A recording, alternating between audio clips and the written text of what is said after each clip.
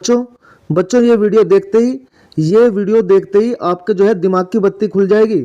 इस वीडियो को देखते ही जो है इसमें एसएसटी के जो 20 तारीख में आप जो है एग्जाम देने जाओगे, उसमें सारे के सारे क्वेश्चन इसमें से ही मिलेंगे। इस वीडियो को देख लो और बेड़ा पार। जैसे इस वीडियो को देखोगे आपका दिमाग की जो बत्ती खुल जाएगी और आपको सारे क्वेश्चन तुरंत याद हो जाएंगे। मैं ट्रिक के साथ बताऊंगा आपको। किसके साथ? ट्रिक के साथ बताऊंगा। क्वेश्चन को सोल्व करना, ठीक है। इसमें क्या है, एमसीक्यू है 50 से भी ज्यादा, ठीक है। और 20 अति लघु है, 20 लघु है और 8 मैप है, 10 दीर्घ इसमें और 50 मिक्स क्वेश्चन है। ओके, अगर आपने ये वीडियो देख लेते हो आप, तो आपका जो है काम बन जाएगा। 20 तारीख में इस वीडियो को देख के चले जाना, आपका पेपर कंप्लीट हो जाएगा, बिल्कुल कंप्लीट। एक भी क्वेश्चन बाहर नहीं आएगा इसमें से, ठीक है। तो वीडियो करते हैं स्टार्ट। सबसे पहला क्वेश्चन हमारा, फ्रांस की क्रांति कब हुई थी? फ्रांस की क्रांति कब हुई थी? तो ये क्रांति कब हुई थी बच्चों? 1789 में। कितने? 1789 में। ओके, चलते हैं अगर अपने अगले क्वेश्चन की तरफ। वीडियो को शेयर कर देना, लाइक कर देना और आगे बढ़ते हैं। चलिए, ये है हमारा सेकंड क्वेश्चन। जर्मनी के एकीकरण का जनक कौन था? जर्मनी के एकीकरण का जनक था बिस्मार्क। कौन था? Option number C, Bismarck. ध्यान रखना बच्चों। क्वेश्चन नंबर 3, यंग इटली संगठन की स्थापना किसने की थी? तो यंग इटली संगठन की स्थापना किसने की थी बच्चों? बिस्मार्क ने या गैरीबाल्डी ने या फिर कोवूर ने या फिर गैरीबाल्डी ने? तो इसकी की थी मैजिनी ने। किसने की थी? मैजिनी ने। यंग इटली संगठन की जो स्थापना की थी वो की थी बच्चों मैजिनी ने। ओके, चलिए फोर्थ क्वेश्चन की तरफ चलते हैं। वीडियो को लाइक शेयर करते चलना बच्चों, सब्सक्राइब कर देना चैनल को। नमक सत्याग्रह कब शुरू हुआ? आपकी परीक्षा को देखते हुए बिल्कुल भी टाइम खर्च नहीं करूंगा। नमक सत्याग्रह कब हुआ? नमक सत्याग्रह 1930 में हुआ। 1930 में नमक सत्याग्रह। जलियांवाला बाग हत्याकांड कब हुआ? 1919 में। जलियांवाला बाग हत्याकांड कहाँ हुआ था? अमृतसर में। कहाँ हुआ था? अमृतसर। कहाँ पे है ये? पंजाब में। कहाँ पे है ये? पंजाब में। ओके, चलते हैं नेक्स्ट क्वेश्चन की तरफ। ये है हमारा 5वां क्वेश्चन हो गया। और भारत की सबसे लंबी नदी कौन सी है? भारत की सबसे लंबी नदी है बच्चों गंगा। कौन सी है? गंगा नदी। ओके, काली मिट्टी किस फसल के लिए उपयोगी है? तो काली मिट्टी कपास के लिए उपयोगी होती है बच्चों। किसके लिए? कपास के लिए। ऑप्शन देखो नीचे, काली मिट्टी किसके लिए सबसे ज्यादा उपयोगी होती है? वो होती है कपास के लिए। ऑप्शन नंबर सी बिल्कुल करेक्ट है। क्वेश्चन नंबर 8 देखिए। क्वेश्चन नंबर 8, भारत का सबसे बड़ा पठार कौन सा है? दक्कन का पठार। डेक्कन का पठार सबसे बड़ा पठार होता है भारत का, सबसे बड़ा पठार। ओके, भारत में सबसे अधिक वर्षा कहाँ होती है? मेघालय में। सबसे अधिक वर्षा कहाँ होती है भारत में? मेघालय में, ठीक है। चलिए क्वेश्चन नंबर 10 की तरफ। क्वेश्चन नंबर 10, भारत का सबसे बड़ा रेगिस्तान कौन सा है? भारत का सबसे बड़ा रेगिस्तान कौन सा है? थार का रेगिस्तान। कौन सा? थार का रेगिस्तान, ठीक है। ये है भारत का सबसे बड़ा रेगिस्तान कौन सा है? थार का रेगिस्तान। ओके, चलिए, भारत का संविधान कब लागू हुआ? सबको पता है, भारत का संविधान 26 जनवरी 1950 को लागू हुआ, ठीक है बेटे। क्वेश्चन इंपोर्टेंट है, सारे क्वेश्चन क्या है? इंपोर्टेंट करके जाना है आपको। सब्सक्राइब कर देना, लाइक कर देना। ओके, चलिए आगे बढ़ो। क्लास के बच्चों में शेयर कर देना। मतदान की आयु कितनी होती है? मतदान की आयु होती है बच्चों 18 वर्ष। कितने वर्ष होती है? 18 वर्ष, ठीक है। क्वेश्चन नंबर 13, भारत में कितने स्तर की सरकार होती है? तो भारत में 3 स्तर की सरकार होती है। कितने स्तर की? 3 स्तर की सरकार। ओके, चलिए 13। Question number 14, question number 14। Question number 14 क्या कह रहा है? क्वेश्चन नंबर 14 कह रहा है लोकसभा का कार्यकाल कितना होता है? भैया लोकसभा का होता है 5 साल। कितना होता है? 5 साल। धर्मनिरपेक्षता का अर्थ क्या है? धर्मनिरपेक्षता का अर्थ होता है सभी धर्मों का सम्मान करना। सभी धर्मों का सम्मान करना, ये ऑप्शन नंबर बी। धर्मनिरपेक्षता का अर्थ क्या हुआ? सभी धर्मों का सम्मान करना, ठीक है। प्राथमिक क्षेत्र किससे संबंधित है? तो ये होता है कृषि से संबंधित। किससे? कृषि से। प्राथमिक क्षेत्र किससे संबंधित है बच्चों? कृषि से, ठीक है। रिजर्व बैंक की स्थापना कब हुई? क्वेश्चन नंबर 17, रिजर्व बैंक की स्थापना कब हुई बच्चों? क्वेश्चन नंबर 17 है, तो 1935 में हुई है। कब हुई? 1935। ऑप्शन नंबर ए बिल्कुल सही हो जाएगा इसका, ठीक है। मुद्रा का कार्य क्या होता है? मुद्रा का कार्य होता है लेन देन, मतलब विनिमय करना। विनिमय करना का मतलब होता है लेन देन। ओके, लेन देन। ओके, क्वेश्चन नंबर 19 पे चलते हैं। 19, उपभोक्ता संरक्षण अधिनियम कब बना? उपभोक्ता संरक्षण अधिनियम कब बना बच्चों? तो 1986 में बना है, 1986 में, ठीक है। चलिए, वैश्वीकरण का अर्थ क्या है? वैश्वीकरण का अर्थ होता है बच्चों विश्व से आर्थिक जुड़ाव। विश्व से आर्थिक जुड़ाव। वैश्वीकरण का मतलब विश्व से आर्थिक जुड़ाव। आर्थिक जुड़ाव का क्या मतलब होता है? पैसे, मतलब जो वैश्वीकरण होता है, वैश्वीकरण का मतलब होता है आर्थिक जुड़ाव, मतलब पैसों से जुड़ा हुआ। पैसे मतलब रुपयों का लेन देन। ओके, व्यापार एक तरह से कह सकते हैं। भारतीय राष्ट्रीय कांग्रेस की स्थापना कब हुई? भारतीय राष्ट्रीय कांग्रेस की स्थापना 1885 में। ओके, बंगाल का विभाजन कब हुआ बच्चों? 1905 में। बंगाल का विभाजन कब हुआ? 1905 में हुआ, ठीक है। चलिए और लॉर्ड कर्जन ने कराया था इसका विभाजन। किसने कराया था? लॉर्ड कर्जन ने। ओके। स्वदेशी आंदोलन किसके विरोध में था? स्वदेशी आंदोलन था किसके विरोध में? बंगाल विभाजन के विरोध में जो एक आंदोलन और चला, उसका नाम था स्वदेशी आंदोलन। ओके, चलिए नेक्स्ट क्वेश्चन। क्वेश्चन सारे बेहतरीन है बच्चों, ये सब बोर्ड में आए हुए क्वेश्चन है, पिछले 10 वर्षों के क्वेश्चनों का पिछले 10 क्वेश्चन है, पिछले 10 वर्षों से जो क्वेश्चन आ रहे हैं लगातार, उनका संग्रह है सबका। ठीक है। जलियांवाला बाग हत्याकांड कब हुआ? 1919 में। ओके। असहयोग आंदोलन किसने शुरू किया? असहयोग आंदोलन किसने शुरू किया बच्चों? असहयोग आंदोलन महात्मा गांधी ने शुरू किया था। ओके, महात्मा गांधी ने असहयोग। ठीक है। जब वहां चौरा चौरी की घटना हो गई थी गोरखपुर में, तो तब ये जो है असहयोग आंदोलन जो है वापस ले लिया गया था। ओके। तो नमक सत्याग्रह, नमक सत्याग्रह, नमक सत्याग्रह, ये नमक सत्याग्रह का बताओ कब? ये हुआ 1930। नमक सत्याग्रह कब हुआ? 1930 में। भारत छोड़ो आंदोलन कब हुआ? भारत छोड़ो आंदोलन 1942। 1942 वेरी मोस्ट इंपोर्टेंट क्वेश्चन है, 1942। ठीक है। भारत को आज़ादी कब मिली? भारत की आज़ादी कब मिली? ये की जगह इसको को पढ़ना। भारत को आज़ादी कब मिली भैया? तो भारत को आज़ादी मिली 15 अगस्त 1947 को। ओके, ठीक है। संविधान कब लागू हुआ? 26 जनवरी 1950 को। ठीक है। कुछ क्वेश्चन इसमें रिपीटेड भी हैं। ठीक है, क्योंकि ये पिछले 10 वर्षों का संग्रह है ना, तो उसके हिसाब से रिपीटेड क्वेश्चन भी 1-2 हो सकता है। ठीक है, कोई दिक्कत वाली बात नहीं है, इससे आपको याद ही होगा। भारत को गणराज्य कब घोषित किया गया? तो भारत को जो गणराज्य है वो कब घोषित किया गया बच्चों? 1950 को। भारत को गणराज्य कब घोषित किया गया? 1950 को। ध्यान रखना है इसको, वेरी इंपॉर्टेंट क्वेश्चन है। ठीक है, आगे बढ़िए, आगे बढ़िए। क्वेश्चन नंबर 31, भारत का सबसे बड़ा राज्य कौन सा है क्षेत्रफल के हिसाब से? क्षेत्रफल के हिसाब से राजस्थान है, और उत्तर प्रदेश है जनसंख्या के हिसाब से। ये किसके हिसाब से है? जनसंख्या के हिसाब से, पॉपुलेशन के हिसाब से उत्तर प्रदेश, और क्षेत्रफल के हिसाब से राजस्थान। ये भी ध्यान रखना है। ठीक है। काली मिट्टी किस फसल के लिए उपयुक्त होती है? काली मिट्टी होती है कपास के लिए। काली मिट्टी कपास के लिए उपयुक्त होती है। ठीक है। उसके बाद है 33वां क्वेश्चन, लाल मिट्टी कहाँ पाई जाती है? भैया लाल मिट्टी पाई जाती है दक्कन क्षेत्र में। दक्कन क्षेत्र में, ये नीचे वाला जो क्षेत्र होता है, ये नीचे भारत के मैप का जो नीचे वाला क्षेत्र होता है, ये यहाँ पाई जाती है। ठीक है, लाल मिट्टी। ओके, चलते हैं। भारत में सबसे अधिक वर्षा कहाँ होती है? मेघालय में होती है। पहला ही क्वेश्चन था ये, 1-2 छोड़ के। ओके, चलिए 34वां, थार मरुस्थल किस राज्य में? राजस्थान में। थार का मरुस्थल किस राज्य में है? राजस्थान में। ध्यान रखना है इसको, इंपॉर्टेंट है ये भी। अब आगे चलो, प्रमुख खरीफ फसल कौन सी है? प्रमुख खरीफ, खरीफ मतलब खलीफा, खरीफ मतलब खलीफा। खलीफा क्या होते हैं? धनी। ध्यान रखना इसको। खरीफ की ट्रिक क्या है इसमें? ट्रिक है इसमें, खरीफ की फसल मतलब खरीफ मतलब खलीफा, ऐसे ध्यान रख सकते हो। और खलीफा क्या होते हैं? धनी होते हैं। ओके, तो धान की खेती हो गई इसमें। ठीक है। रबी की फसल, रबी, रबी, इसमें रबी बी आ रहा है, B A B C D E F जी।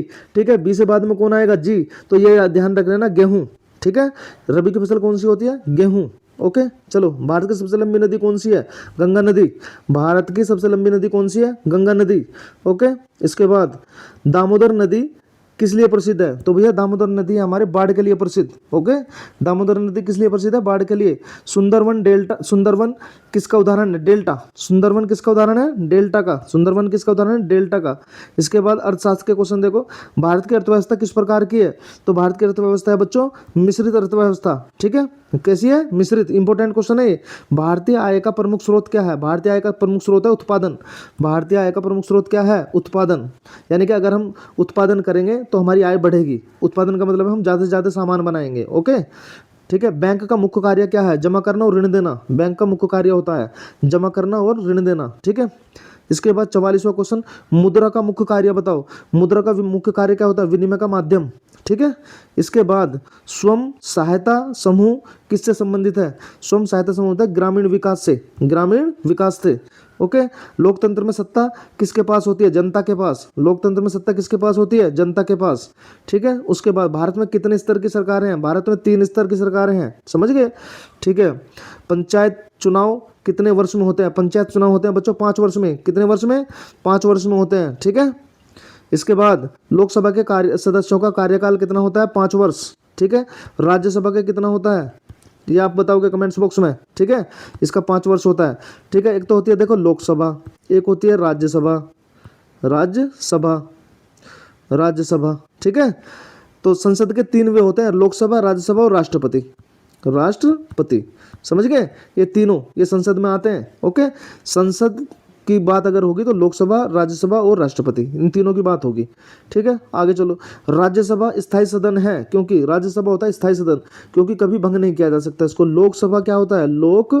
लोकसभा होता है मेरे बच्चों, लोकसभा होता है कैसा? अस्थायी। कैसा होता है? अस्थायी। इसको भंग किया जा सकता है, इसको भंग किया जा सकता है, ये भी ध्यान रखना, किया जा सकता है। समझ गए? ये बात समझ में आ गई? ये है 50 क्वेश्चन एमसीक्यू, 50 आपको आगे मिलेंगे लास्ट में। ओके, तो अब जो है मानचित्र देख लो, ये थे 50 क्वेश्चन। अब मानचित्र देखो ध्यान से, मानचित्र को ध्यान से देखना है। जैसे पहला क्वेश्चन है, देखो ध्यान से, पहला क्वेश्चन देखो, तो ये कह रहा है निम्नलिखित मानचित्र में देखिए और जो है मानचित्र में प्रदर्शित करो। जैसे गेहूं का सबसे बड़ा उत्पादक राज्य चिन्हित करो। चिन्हित का मतलब है वो जो है यहाँ पे कोई चिन्ह देगा, जैसे ऐसे करके भी दे सकता है, ऐसे करके भी दे सकता है, या फिर हवाई जहाज का चिन्ह बना देगा इस तरीके से, हवाई जहाज बना देगा इस तरीके से। तो वो किसी भी प्रकार का चिन्ह देगा, सर्किल दे सकता है, ट्रायंगल दे सकता है, वर्ग दे सकता है, ऐसे कि भाई गेहूं का सबसे बड़ा उत्पादक राज्य इस चिन्ह से रिप्रेजेंट करो। देखो इससे तो हमें वहां ये चिन्ह बनाना है। ठीक है, हमें वहां लिखना है उत्तर प्रदेश, गेहूं का सबसे बड़ा उत्पादक राज्य कौन सा है? उत्तर प्रदेश। और फिर जो है इसका आंसर भी लिखना है। आंसर लिखने के बाद क्या करोगे? इसे मैप में भी रिप्रेजेंट करोगे। कैसे करोगे ये मैं आपको बता रहा हूँ। कॉफी का सबसे बड़ा उत्पादक राज्य कौन सा है, उसको भी चिन्ह के द्वारा, जैसे मान लिया हमने इसको सर्किल से रिप्रेजेंट कर लिया और इसको कर लिया किससे? स्क्वायर से रिप्रेजेंट। ऐसे कोई भी चिन्ह दे वो ध्यान रखना आप कौन सा चिन्ह दे रहा है वो। ठीक है, ये ध्यान रखना है। इसका कर्नाटक, कॉफी का होता है कर्नाटक, और गेहूं का सबसे बड़ा उत्पादक राज्य कौन सा है? उत्तर प्रदेश। तो उत्तर प्रदेश और कर्नाटक देख रहे हैं हम, गेहूं का उत्पादक राज्य कौन सा है। देखो यहाँ पे देखो, ये रहा मैप, यहाँ पे देखो, ये तो है गेहूं का। देखो उत्तर प्रदेश किस सबसे ज़्यादा क्या उत्पादन करता है? गेहूं को। समझ गए? ये हो गया गेहूं। तो यहाँ पे जो है जो भी वहाँ पे चिन्ह देगा, जैसे मान ले यहाँ पे इसने दे दिया स्क्वायर, तो यहाँ पे आप स्क्वायर बना के ऐसे, तो ऐसे रिप्रेजेंट कर दोगे। ठीक है, और लिख दोगे यहाँ गेहूं। ठीक है, तो ये उत्तर प्रदेश हो गया। उत्तर प्रदेश का देखो ये मैप आपको आना चाहिए कि कौन सा राज्य कहाँ पे स्थित है भारत का। ओके, तो यहाँ पे उत्तर प्रदेश है, उत्तर प्रदेश यहाँ हो गया। उसके बाद कर्नाटक, कर्नाटक किसका था? कर्नाटक किसका था बच्चों? कॉफी। कॉफी मतलब कर्नाटक। कैसे कॉफी, कैसे कर्नाटक। ठीक है, कॉफी यहाँ पे देखो कर्नाटक। ठीक है, कर्नाटक यहाँ हो जाएगा, ये हो जाएगा कॉफी का, ये हो जाएगा कॉफी का। ये बात समझ में आ गई?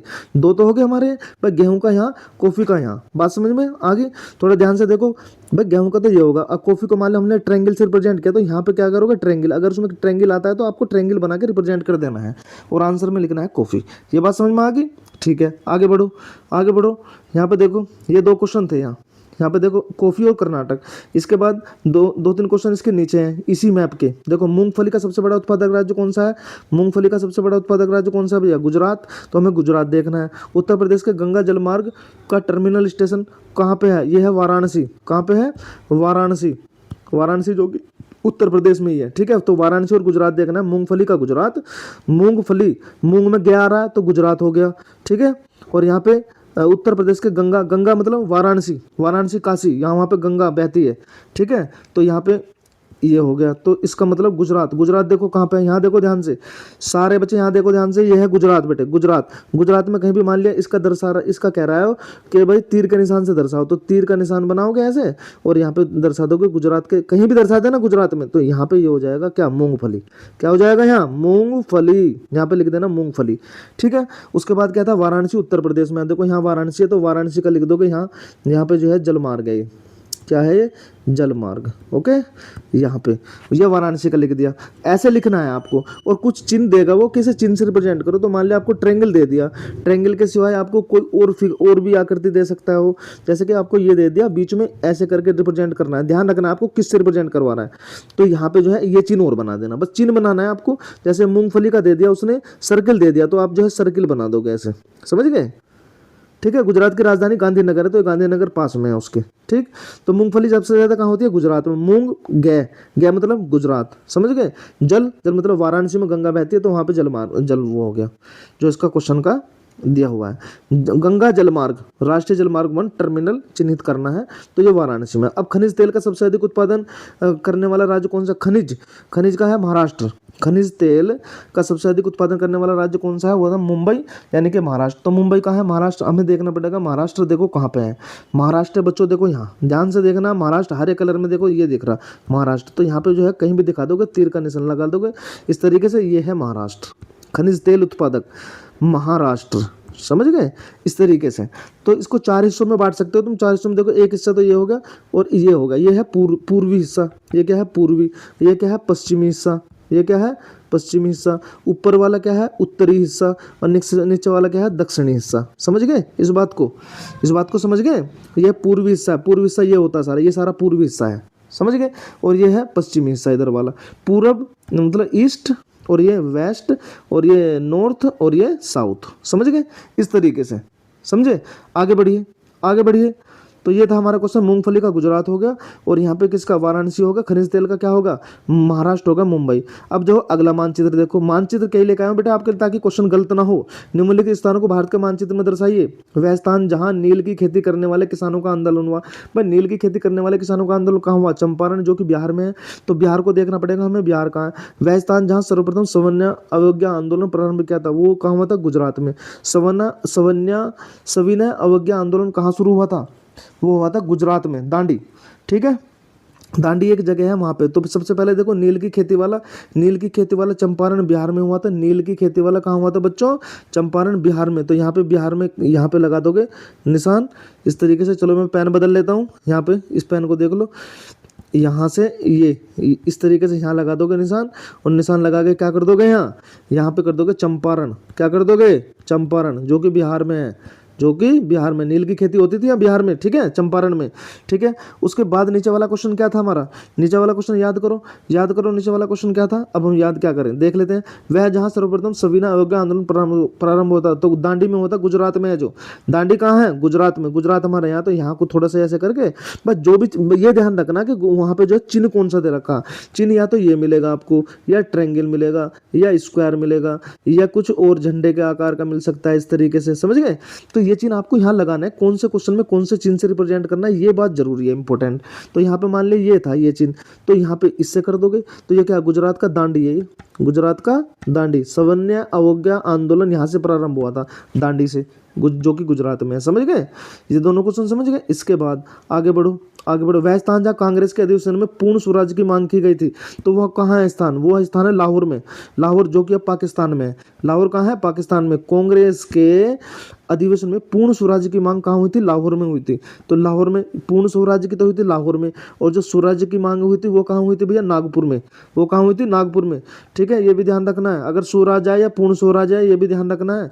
तो यहाँ पे देखो, पाकिस्तान में कहीं पे भी कर देना, लाहौर मान लिया यहाँ पे है, तो यहाँ पे लाहौर में, यहाँ पे कांग्रेस के पूर्ण स्वराज्य की हुई थी, पूर्ण स्वराज, पूर्ण स्वराज। ठीक है, तो ये तो देखो ईस्ट है, ये वेस्ट है, तो वेस्ट है, ये नॉर्थ है, और ये साउथ है। समझ गए। तो यहाँ पे देखो, इधर इधर है पाकिस्तान, देखो यहाँ इधर, यहाँ पे श्रीनगर वगैरह, लद्दाख वगैरह, ठीक है, ये है जम्मू कश्मीर वगैरह, उनके आसपास का एरिया क्या है, पाकिस्तान का एरिया है। ठीक है, और इधर एरिया हमारा चाइना का है। समझ गए। इधर बंगाल की खाड़ी है नीचे, और इधर है अरब सागर। समझ गए, ये अरब सागर है। भारत देखो नीचे से जो है पानी से ही घिरा हुआ है बिल्कुल, ये सारा क्या है, पानी पानी है। समझ गए। तो दांडी जहां अवज्ञा आंदोलन प्रारंभ हुआ था, गुजरात में है वो। गुजरात सबसे ज्यादा इंपॉर्टेंट तुम्हें, गुजरात, बिहार, उत्तर प्रदेश और कर्नाटक, ये ज्यादा ध्यान रखें। देखो महाराष्ट्र यहाँ पे है, गुजरात यहाँ पे है, ठीक है, उत्तर प्रदेश यहाँ पे है, एक क्वेश्चन तो उत्तर प्रदेश से आना है, राजस्थान यहाँ पे है, ठीक है, ये ध्यान रखना। कर्नाटक ये रहा, तमिलनाडु और केरल दोनों नीचे हैं, बिल्कुल सबसे नीचे कौन है, तमिलनाडु और केरल। ठीक है, उत्तर प्रदेश के ऊपर है हरियाणा, ऊपर कौन है, हरियाणा और देहरादून, और नीचे कौन है, बिहार, झारखंड और मध्य प्रदेश। ठीक है, राजस्थान भी उत्तर प्रदेश से जुड़ा हुआ है। समझ गए। चलिए आगे, आगे बढ़ो। वह स्थान जहाँ जलियांवाला बाग हत्याकांड हुआ था, वह स्थान जहाँ जलियांवाला बाग हत्याकांड हुआ था, वो क्या है, अमृतसर, पंजाब में। वह स्थान जहाँ दिसंबर 1920 में कांग्रेस का अधिवेशन हुआ था, वो क्या है, नागपुर। वो क्या है, नागपुर। तो नागपुर कहाँ है, महाराष्ट्र में। तो महाराष्ट्र और अमृतसर देखना। जलियांवाला बाग हत्याकांड कहाँ हुआ था हमारा, जलियांवाला बाग हत्याकांड हुआ था बच्चों, कहाँ पे, पंजाब में, पंजाब के अमृतसर में। पंजाब ढूंढो, इसमें कहाँ है, पंजाब दिख रहा है कहीं, पंजाब देखो, पंजाब पंजाब पंजाब, इधर को देखो, पाकिस्तान के आसपास कोई है, पंजाब पंजाब पंजाब दिख रहा है, ये रहा पंजाब, दिख रहा है, ये देखो ऊपर को देखो, पाकिस्तान के पास, ये जो पाकिस्तान का एरिया पंजाब से लगा हुआ है, ये है पंजाब। ठीक है, ये क्या हुआ, ये हुआ हमारा पंजाब। ठीक है, तीर का निशान लगाना सीधा स्केल से, और पंजाब लिख देना है अमृतसर। क्या लिखना है, अमृतसर। ठीक है, यहाँ पे अमृतसर है, कहीं पंजाब में कहीं भी बना देना अमृतसर, थोड़ा सा उसका चिन्ह बनाओगे तो सारा वो एरिया घिर जाएगा, मैप आपको मिलेगा, मैप आपको मिलेगा ये, ठीक है। उसके बाद कौन सा क्वेश्चन था भाई, पंजाब चंडीगढ़ वाला क्वेश्चन, पंजाब वाला क्वेश्चन होगा, जहाँ का ये जलियांवाला बाग हत्याकांड हुआ था, और वह स्थान जहाँ दिसंबर 1920 में कांग्रेस का अधिवेशन हुआ था वो क्या है, नागपुर है। नागपुर कहाँ है, महाराष्ट्र में। नागपुर कहाँ है, महाराष्ट्र में। ये रहा महाराष्ट्र। महाराष्ट्र देखो सामने लिखा हुआ है, मुंबई के आसपास, देखो यहाँ पे महाराष्ट्र है। इसको ऐसे करना, ये बनाना और यहाँ पे लिख देना क्या लिखोगे, नागपुर। क्या लिखोगे, नागपुर महाराष्ट्र। महाराष्ट्र पूरा स्टेट है बेटे, और स्टेट के अंदर है नागपुर। समझ में आ गई बात, ठीक है। ये हो गया। तो जहाँ कांग्रेस पूर्ण स्वराज की मांग कहाँ पर हुई थी, लाहौर में हुई थी। और वह स्थान जहाँ जलियांवाला बाग हत्याकांड हुआ था वो था अमृतसर। और वह स्थान जहाँ दिसंबर 1920 में कांग्रेस का अधिवेशन हुआ था वो था नागपुर, ठीक है। आगे बढ़िए, अगला मानचित्र देखो, ध्यान से देखो अगला मानचित्र। वह स्थान चिन्हित करो जहां सूती मिल के श्रमिकों का सत्याग्रह हुआ, तो वो क्या है, गुजरात। देखो मैंने कहा था ना गुजरात, गुजरात से काफी क्वेश्चन आएगा, गुजरात से क्वेश्चन आएगा ही आएगा। गुजरात को ध्यान रखना, गुजरात कहाँ पे है, गुजरात इधर को है, तो यहाँ रख देना, ये लिख देना अहमदाबाद। समझ गए। वह स्थान चिन्हित कीजिए जहाँ किसान सत्याग्रह हुआ था, तो किसान सत्याग्रह भी कहाँ हुआ था, खेड़ा, यानी कि गुजरात में। तो यहाँ गुजरात के पास में को इसको कर देना खेड़ा को, तो ये भी होगा खेड़ा। समझ गए। गुजरात का, उत्तर प्रदेश का, और पंजाब का, और इसका महाराष्ट्र का, और राजस्थान का, इनके जरूर स्थान ध्यान रखना मानचित्र में कहाँ कहाँ है, ठीक से समझे। इनसे क्वेश्चन आएगा बेटे जरूर। आगे बढ़िए, वो ये हो गया। वह स्थान चिन्हित कीजिए जहाँ जहाँ क्या हुआ था, चौरा चौरा कांड हुआ था। ये हुआ था गोरखपुर में, उत्तर प्रदेश में।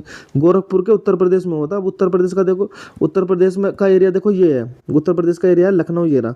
लखनऊ से के इधर उधर यहाँ पे कर लेना इसको, गोरखपुर यहाँ पे है, गोरखपुर यहाँ, और यहाँ पे कर लेना उत्तर प्रदेश गोरखपुर। क्या कर दोगे, गोरखपुर। जहाँ चौरा चोरी कांड हुआ था वो क्या है, गोरखपुर। समझ गए। बात समझ में आ रही है तो लाइक और कमेंट्स करके भेज दो कि सर जी वीडियो एकदम बेहतरीन है, ठीक है। फिर ये क्वेश्चन आगे देखो, वह स्थान चिन्हित कीजिए जहाँ जलियांवाला बाग हत्याकांड हुआ था, अमृतसर।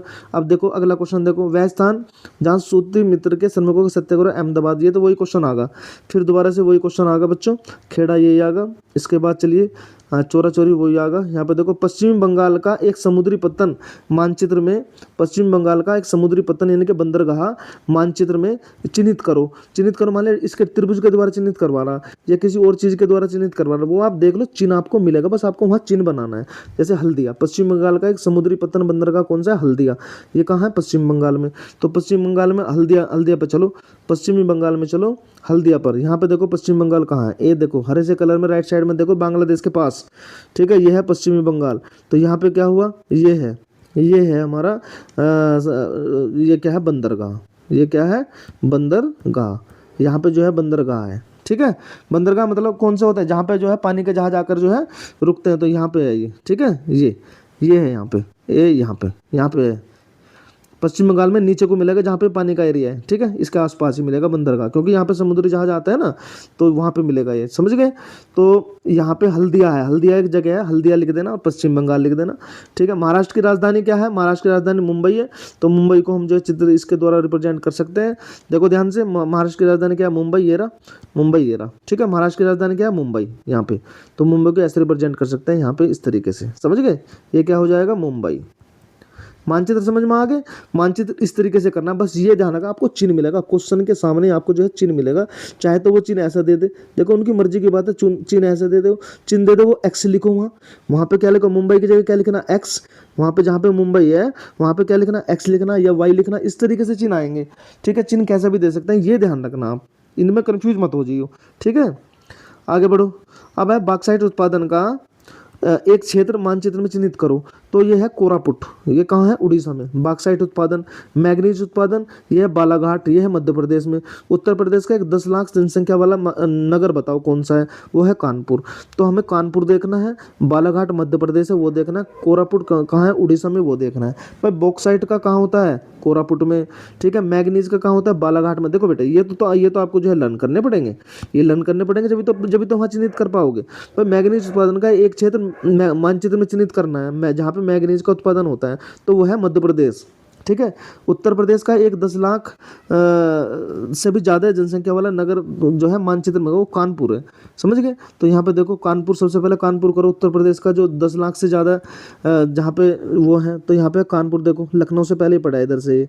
जब दिल्ली से ट्रेन में बैठोगे तो लखनऊ से पहले पड़ेगा, ये आ जाएगा। इस मान लिया एक्स से रिप्रेजेंट करवा रहे, तो यहाँ पे हम एक्स से लिखेंगे, इस गोले को नहीं बनाएंगे, फिर लिखेंगे हम यहाँ एक्स, फिर क्या लिखेंगे यहाँ एक्स, ठीक है। यहाँ पे लिख देंगे क्या, कानपुर, क्या लिखेंगे यहाँ कानपुर, आंसर में क्या लिखोगे कानपुर, ठीक है। उसके बाद कौन सा क्वेश्चन था, उसके बाद था हमारा बॉक्साइट उत्पादन का एक क्षेत्र मानचित्र में चिन्ह करो, कोरापुट उड़ीसा में है। उड़ीसा देखो कहाँ, उड़ीसा देखो, उड़ीसा की राजधानी होती है भुवनेश्वर, और उड़ीसा देखो यहाँ पे है, तो यहाँ पे कोरापुट है, जहाँ पे क्या है बॉक्साइट का उत्पादन होता है। क्या होता है यहाँ पे, बॉक्साइट, समझ गए। अब मान लिया उसको ई से रिप्रेजेंट किया, तो यहाँ पे आप ई लिखोगे, यहाँ पे क्या लिखोगे, गोले से बना के ई कर देना, ठीक है, या तीर का निशान लगा के ई कर दियो बस, ठीक है।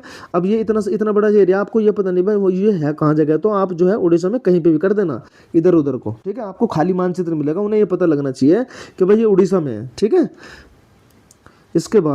इसके बाद देखिए बालाघाट, मैग्नीज उत्पादन कहाँ हो रहा है, मैग्नीज का सबसे ज़्यादा उत्पादन कहाँ हो रहा है, मैग्नीज होता है MN, ये होता है मैग्नीज।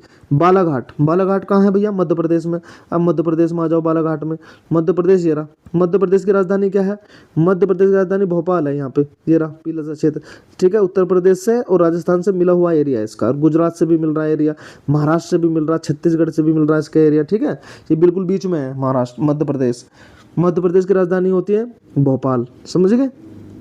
आगे बढ़िए, तो यहाँ पे ध्यान रखना, बॉक्साइट का कोरापुट उड़ीसा में है, मैग्नीज का बालाघाट यहाँ है, और 10 लाख से अधिक जनसंख्या वाला नगर कौन सा है हमारा, कानपुर।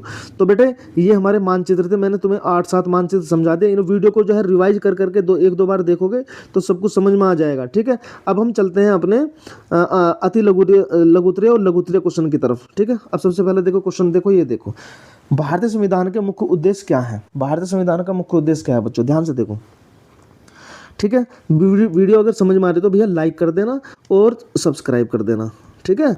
20 फरवरी को जैसे ही जाओगे आप पेपर को फाड़ के रख दोगे एकदम, जब इन क्वेश्चनों को देख के जाओगे, पढ़ के जाओगे, ठीक है, और लर्न कर लेना, हल्के से सुन के लर्न हो जाएंगे। भारतीय संविधान के मुख्य उद्देश्य क्या है, मुख्य उद्देश्य क्या है, पहला तो है संविधान का उद्देश्य सभी नागरिकों को समान अधिकार, पहला तो है समान अधिकार, दूसरा न्याय, यह न्याय, स्वतंत्रता, समानता और भाईचारे की गारंटी देता है, ठीक है। संविधान ये कहता है कि सबके साथ न्याय होगा, सब स्वतंत्रता है भैया, और सभी समान है, और सब जो है भाईचारे से रहो, इसकी गारंटी कौन देता है, संविधान देता है। यह सरकार के ढांचे और शक्ति का सही उपयोग सुनिश्चित करता है। कोई भी सरकार आए उसको सही तरीके से चलाने के लिए संविधान की बहुत बड़ी भूमिका है। अगर कोई सरकार मनमानी कर रही है या अपने तरीके से काम कर रही है तो संविधान के तहत उस सरकार के खिलाफ जो है कोई भी कार्रवाई की जा सकती है। तो सरकार के ढांचे और शक्ति के सही उपयोग सुनिश्चित करना, यह न्याय, स्वतंत्रता, समानता और भाईचारे की गारंटी भी देता है, और नागरिकों को समान अधिकार देता है। 3 बातें, 3 मुख्य उद्देश्य, ये याद करके जाना, ओके। चलिए नेक्स्ट क्वेश्चन पे चलते हैं। नेक्स्ट क्वेश्चन है हमारा ये देखो, अभी इसमें 2 क्वेश्चन हो रहे हैं मानचित्र के, इन्हें और देख लो। इसमें 2 क्वेश्चन हो रहे हैं मानचित्र के, इन्हें और देख लो। तो सबसे पहला क्या है, सबसे पहले देखो, वह स्थान जहां पूर्ण स्वराज्य की मांग का प्रस्ताव पारित हुआ। सबसे पहले तो ये आंसर देखो कि इनका आंसर क्या है। तो ये क्या है, पूर्ण स्वराज्य की मांग, ये है नागपुर, ये क्या है नागपुर, ठीक है।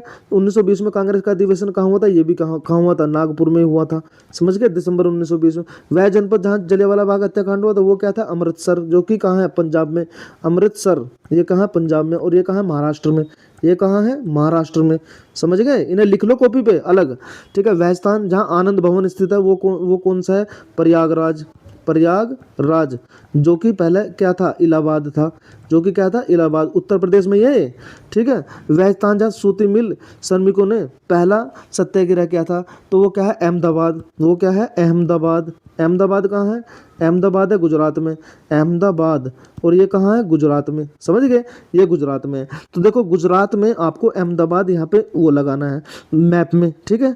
जहाँ आनंद भवन स्थित प्रयागराज, उत्तर प्रदेश में जाओगे, उत्तर प्रदेश का, जैसे ये मैप है उत्तर प्रदेश का, मान लिया यहाँ पे, तो यहाँ पे लगा देना, ठीक है, प्रयागराज हो गया। उसके बाद जलियांवाला बाग हत्याकांड अमृतसर में होगा। जहाँ दिसंबर 1920 में ये महाराष्ट्र में जाना, और नागपुर पे जो है वो लगा के तीर का निशान लगा देना, ठीक है। तो पहले का क्या हुआ, नागपुर, और ये अमृतसर, और यहाँ पे आनंद भवन कहाँ है, प्रयागराज में, और सूती मिल श्रमिकों ने पहला सत्याग्रह कहाँ किया था, अहमदाबाद, गुजरात में, ओके, समझ गए। आगे बढ़ो, ये यहाँ पे इसका मैप है, यहाँ पे आप कर सकते हो कि जैसे हम यहाँ पे क्या था, उत्तर प्रदेश में था, उत्तर प्रदेश में कौन सी घटना हुई, ठीक है। गुजरात में कौन सी घटना हुई, सत्याग्रह जो सूती वस्त्र वाला है वो यहाँ गुजरात में हुआ। उसके बाद और कौन सा था, और कौन सा क्वेश्चन था भैया, याद है कुछ? अब मैं फिर मुझे ऊपर जाना पड़ेगा, ठीक है। अमृतसर वाला था, जलियांवाला बाग हत्याकांड जो कहाँ हुआ था, पंजाब के अमृतसर में हुआ था यहाँ जलियांवाला बाग हत्याकांड, समझ गए। यहाँ पे अमृतसर में हुआ था। सूती वस्त्र वाला यहाँ पे हुआ था। उत्तर प्रदेश में क्या था, उत्तर प्रदेश में क्या था भाई, मैं भूल गया, बताओ जल्दी से। उत्तर प्रदेश में क्या था, उत्तर प्रदेश के बारे में, उत्तर प्रदेश के बारे में हमने क्या दे रखा था यहाँ पे, वह स्थान जहाँ आनंद भवन स्थित है, आनंद भवन स्थित है प्रयागराज के उत्तर प्रदेश में। यहाँ पे देखो प्रयागराज उत्तर प्रदेश, इलाहाबाद लखनऊ से आगे पड़ा है, यहाँ पे लखनऊ से आगे पड़ता है, देखो यहाँ पे है प्रयागराज, प्रयागराज, समझ गए। इलाहाबाद भी लिख सकते हो आप उत्तर प्रदेश में, ठीक है। तो ये सारे क्वेश्चन जो है आए हुए क्वेश्चन है, ये आपके प्री बोर्ड के क्वेश्चन है बेटे, ये आपके प्री बोर्ड में आए थे, प्री बोर्ड में आए हुए क्वेश्चन थे, समझ गए। चलिए ये बात समझ में आ रही है, ठीक है, आ रही है तो आगे बढ़ो। ये हो गया आपका, ठीक है। देखो आप एक काम करना भाई, मेरे कहने से आप एक काम कर लेना। देखो सबसे पहले ध्यान रखो, ऊपर जो है हमारा, देखो ये जो एरिया है, देखो ये वाला एरिया है, इसमें देखो 1 2 3 4 5, इसमें 5 है, ठीक है। बीच में एक लाइन खींच लो, ये लाइन कहाँ से जाती है, मध्य प्रदेश से होकर जाती है। ये सारा पूर्वी इलाका है। पूर्वी इलाके में क्या है, अरुणाचल प्रदेश है। सबसे पूर्वी इलाका कौन सा है, अरुणाचल प्रदेश। अरुणाचल प्रदेश की राजधानी होती है ईटानगर, ठीक है। यहाँ नागालैंड है, नागालैंड की कोहिमा, ठीक है। इस तरीके से है, ये है पूर्वी इलाका, ये क्या है पूर्वी, और ये क्या है भैया उत्तरी इलाका, कौन सा है ये उत्तरी, और ये ये क्या है पश्चिमी इलाका, और ये क्या है हमारा दक्षिणी। ये सारा क्या है हमारा, ये दक्षिणी इलाका है, समझ गए, ये दक्षिणी इलाका है, ओके। और मानचित्र में अगर ग्लोब की बात करें तो अगर मैं 4 भागों में बांटूं तो हमारा भारत देश कहाँ पे है, यहाँ पे है, हमारा भारत देश यहाँ पे है, ठीक है। यहाँ पे ये क्या है हमारा, ये उत्तर है, ये सारा उत्तर है, और ये सारा है नीचे वाला दक्षिण, और ये सारा है उत्तर। तो ये पूर्व है, तो हमारा जो है उत्तर पूर्व में है, यहाँ पे उत्तर, और ये पूर्व, उत्तर पूर्व में है हमारा देश स्थित, इसमें स्थित है। राइट साइड वाले में जो ये दिखाई दे रहा है, इसमें है हमारा भारत स्थित, उत्तर पूर्व। यानी कि अगर कोई पूछे उत्तर भारत जो है कहाँ पे स्थित है ग्लोब में, तो तुम्हें बताना है नॉर्थ ईस्ट में, नॉर्थ ईस्ट, समझ गए, नॉर्थ ईस्ट में स्थित है, समझ गए या नहीं समझे। और कन्याकुमारी जो है यहाँ पे है तमिलनाडु में, कन्याकुमारी, और यहाँ पे लद्दाख से लेकर श्रीनगर से लेकर कन्याकुमारी तक, ये कहते हैं श्रीनगर से कन्याकुमारी तक ये है, समझ गए इस बात को। और गुजरात से लेकर अरुणाचल प्रदेश तक, इस बात को भी समझ लो, समझे। आगे बढ़ो, आगे बढ़िए। ये वाला हमारा हो ही गया। इसके बाद हम चलते हैं इस पे, एक और है यहाँ पे, देखो इसे ध्यान से देखना, पहले इनका आंसर देखो क्या क्या है। पश्चिमी भारत स्थित एक सॉफ्टवेयर टेक्नोलॉजी पार्क, देखो इस चिन्ह के द्वारा रिप्रेजेंट किया जा रहा है, इस चिन्ह के द्वारा रिप्रेजेंट किया जा रहा है, इस चिन्ह के द्वारा रिप्रेजेंट किया जा रहा है, सी के द्वारा रिप्रेजेंट किया जा रहा है, हवाई जहाज के चिन्ह के द्वारा रिप्रेजेंट किया जा रहा है। पश्चिमी भारत स्थित एक सॉफ्टवेयर टेक्नोलॉजी पार्क स्टार द्वारा चिन्हित, उनके नाम लिखो और ये बताओ। तो पश्चिम भारत स्थित जो एक सॉफ्टवेयर टेक्नोलॉजी पार्क है वो कहाँ पे है, कोलकाता में है। कहाँ पे है, कोलकाता में। अब ध्यान रखना इसको, कोलकाता, ये कहाँ पे है, ये है पश्चिमी बंगाल में। कहाँ पे है, पश्चिमी बंगाल में। और पश्चिमी बंगाल किधर है, जैसे ये भारत का नक्शा हो गया तो पश्चिमी बंगाल देखो यहाँ पड़ता है, ऐसे यहाँ पे देख लेना पश्चिमी बंगाल। अभी मैं मैप दिखाऊंगा जब देखना। इसके बाद यहाँ पे देखो पूर्वी भारत स्थित एक लोहा और इस्पात संयंत्र जो है वो कहाँ पे स्थित है, तो वो है जमशेदपुर झारखंड में। ये कहाँ है, जमशेदपुर, ये है जमशेदपुर झारखंड। ये कहाँ है, झारखंड। झारखंड भी एक राज्य है और झारखंड में एक जमशेदपुर क्या है, जिला है। ओके, तो यहाँ पे है, इसको किस रिप्रेजेंट करना, ये वर्ग बना के उसके बीच में ये करना है, ठीक है। यहाँ पे वहाँ पे भी ये बनाना, जब आप तीर का निशान लगाओगे तीर के निशान के पास ये वाला चित्र बना देना, ऐसा करना है बस। छुट्टी लिख देना, फिर जमशेदपुर झारखंड। तीसरे का ये भी लिखना है, उसके सामने ये भी लिखना है कि ये तीसरे का है या दूसरे का है, ये है दूसरे का, ये भी लिख दियो। तीसरा, दक्षिण भारत से एक तापीय ऊर्जा संयंत्र इस चिन्ह के द्वारा रिप्रेजेंट करना है, तापीय ऊर्जा संयंत्र। तो जो तापीय ऊर्जा संयंत्र है दक्षिण भारत का वो कहाँ है, नवेली तमिलनाडु में। ये कहाँ पे है, नवेली तमिलनाडु। नवेली लिख लो ना, नवेली तमिलनाडु। तमिलनाडु बिल्कुल नीचे है, तमिलनाडु, ठीक है, तमिलनाडु। इसके बाद छत्तीसगढ़ की राजधानी क्या है, छत्तीसगढ़ की राजधानी सब पता, रायपुर है। क्या है, रायपुर छत्तीसगढ़ की राजधानी होगी। उसके बाद पूर्वी भारत स्थित पूर्वी भारत स्थित अंतर्राष्ट्रीय हवाई पतन इसके द्वारा रिप्रेजेंट करना। तो ये कहाँ पे है, ये है नेताजी सुभाष चंद्र बोस, कोलकाता में। ये कहाँ पे है, कोलकाता में। कोलकाता कहाँ पे है, कोलकाता है पश्चिमी बंगाल में। कहाँ पे है ये, पश्चिमी बंगाल में। बच्चों लिख लेना, मैं बोल भी रहा हूँ साथ साथ आप लिख लेना, स्क्रीन छोटी पड़ जाती है, ठीक है। तो यहाँ पे एक बार दोबारा मैं लिख देता हूँ, पश्चिमी भारत स्थित सॉफ्टवेयर टेक्नोलॉजी द्वारा। ये कहाँ पे है भैया, ये कहाँ पे है। पहले का आंसर क्या हो जाएगा हमारा, कोलकाता। क्या हो जाएगा, कोलकाता हो जाएगा, ठीक है। दूसरे का आंसर क्या है, लोहा इस्पात संयंत्र कहाँ पे है, जमशेदपुर झारखंड। ये कहाँ है, जमशेदपुर झारखंड, समझ गए, ये झारखंड हो गया। तापीय ऊर्जा संयंत्र कहाँ पे है, तीसरे का, तो तापीय ऊर्जा संयंत्र हो गया हमारा नवेली। क्या कहाँ हो जाएगा, नवेली। नवेली कहाँ है, तमिलनाडु में, नीचे बिल्कुल सबसे, तमिलनाडु, ठीक है। और इसके बाद यहाँ पे क्या है, ये छत्तीसगढ़ की राजधानी क्या हुई, रायपुर। ये क्या हो जाएगी, रायपुर हो जाएगी। और पूर्वी भारत स्थित अंतर्राष्ट्रीय हवाई पतन कहाँ है, ये है कोलकाता में। कोलकाता लिखना है आपको, कोलकाता लिख के और फिर लिख देना पश्चिमी बंगाल, अब पश्चिमी बंगाल, छत्तीसगढ़, तमिलनाडु और झारखंड और कोलकाता, ठीक है। अब देखो ध्यान से, यहाँ स्क्रीनशॉट ले लेना पीछे करके वीडियो को, ठीक है।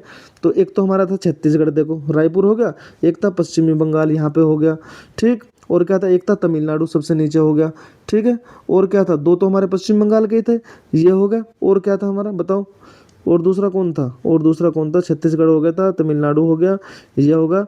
और तमिलनाडु में नवेली था, ओके। और इसके बाद है हमारा कौन सा वाला, पूर्वी भारत स्थित लोहा और इस्पात जो संयंत्र था वो था जमशेदपुर झारखंड में। तो झारखंड देखो कहाँ है, झारखंड देखो बिहार के देखो बिल्कुल नीचे है, बिहार के नीचे कौन है, झारखंड की राजधानी क्या है, रांची।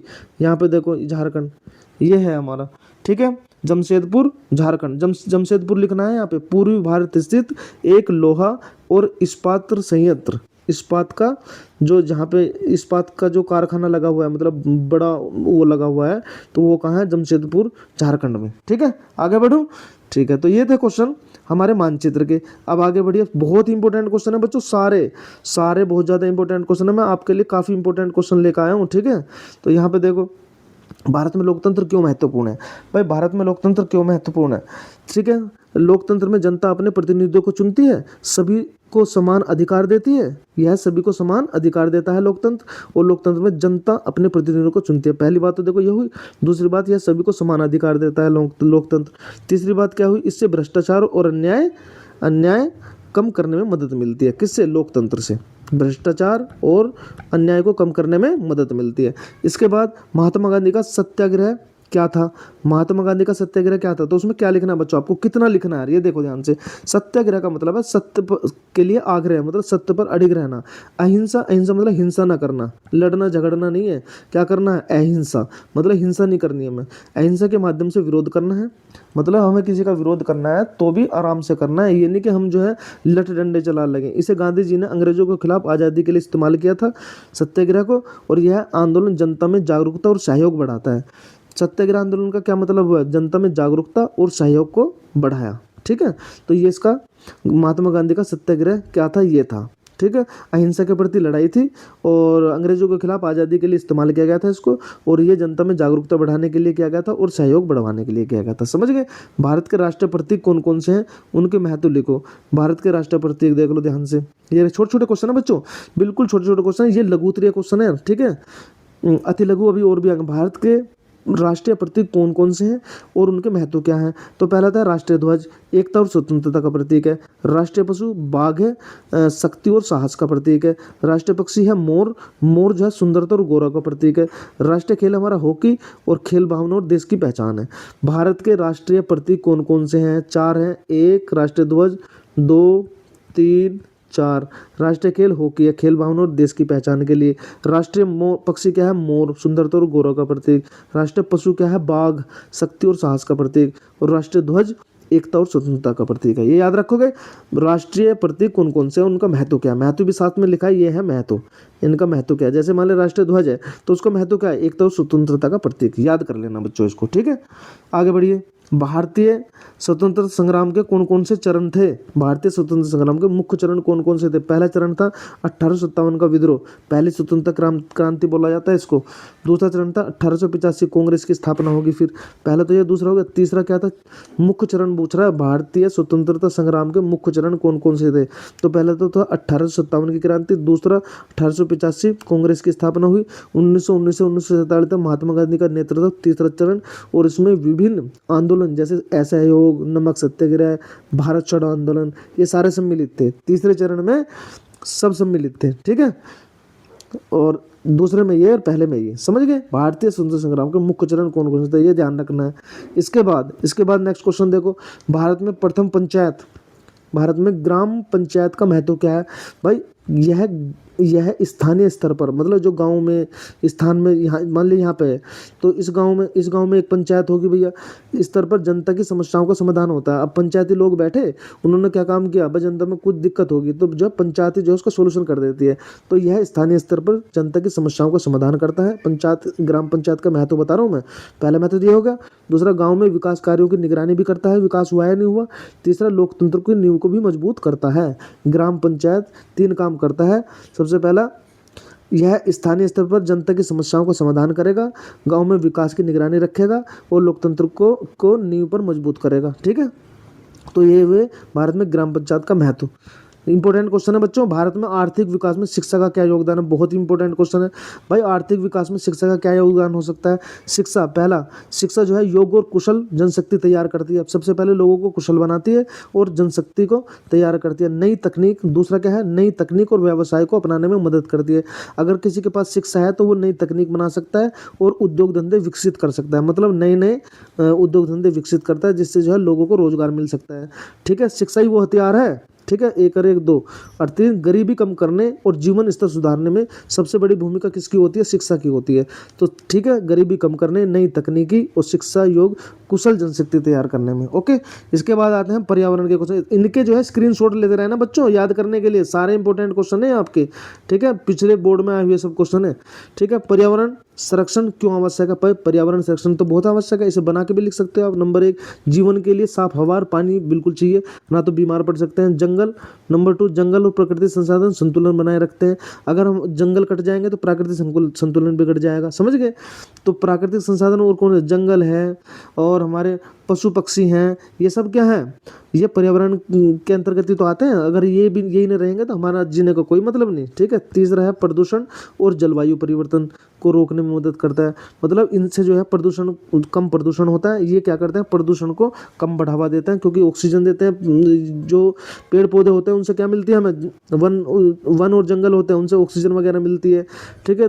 तो जलवायु परिवर्तन से रोकने में मदद करते हैं, ठीक है। तो ये है हमारे पर्यावरण संरक्षण क्यों आवश्यक है, पहला पॉइंट, दूसरा पॉइंट और ये तीसरा पॉइंट। चाहे तो आप स्क्रीनशॉट ले सकते हो, ठीक है।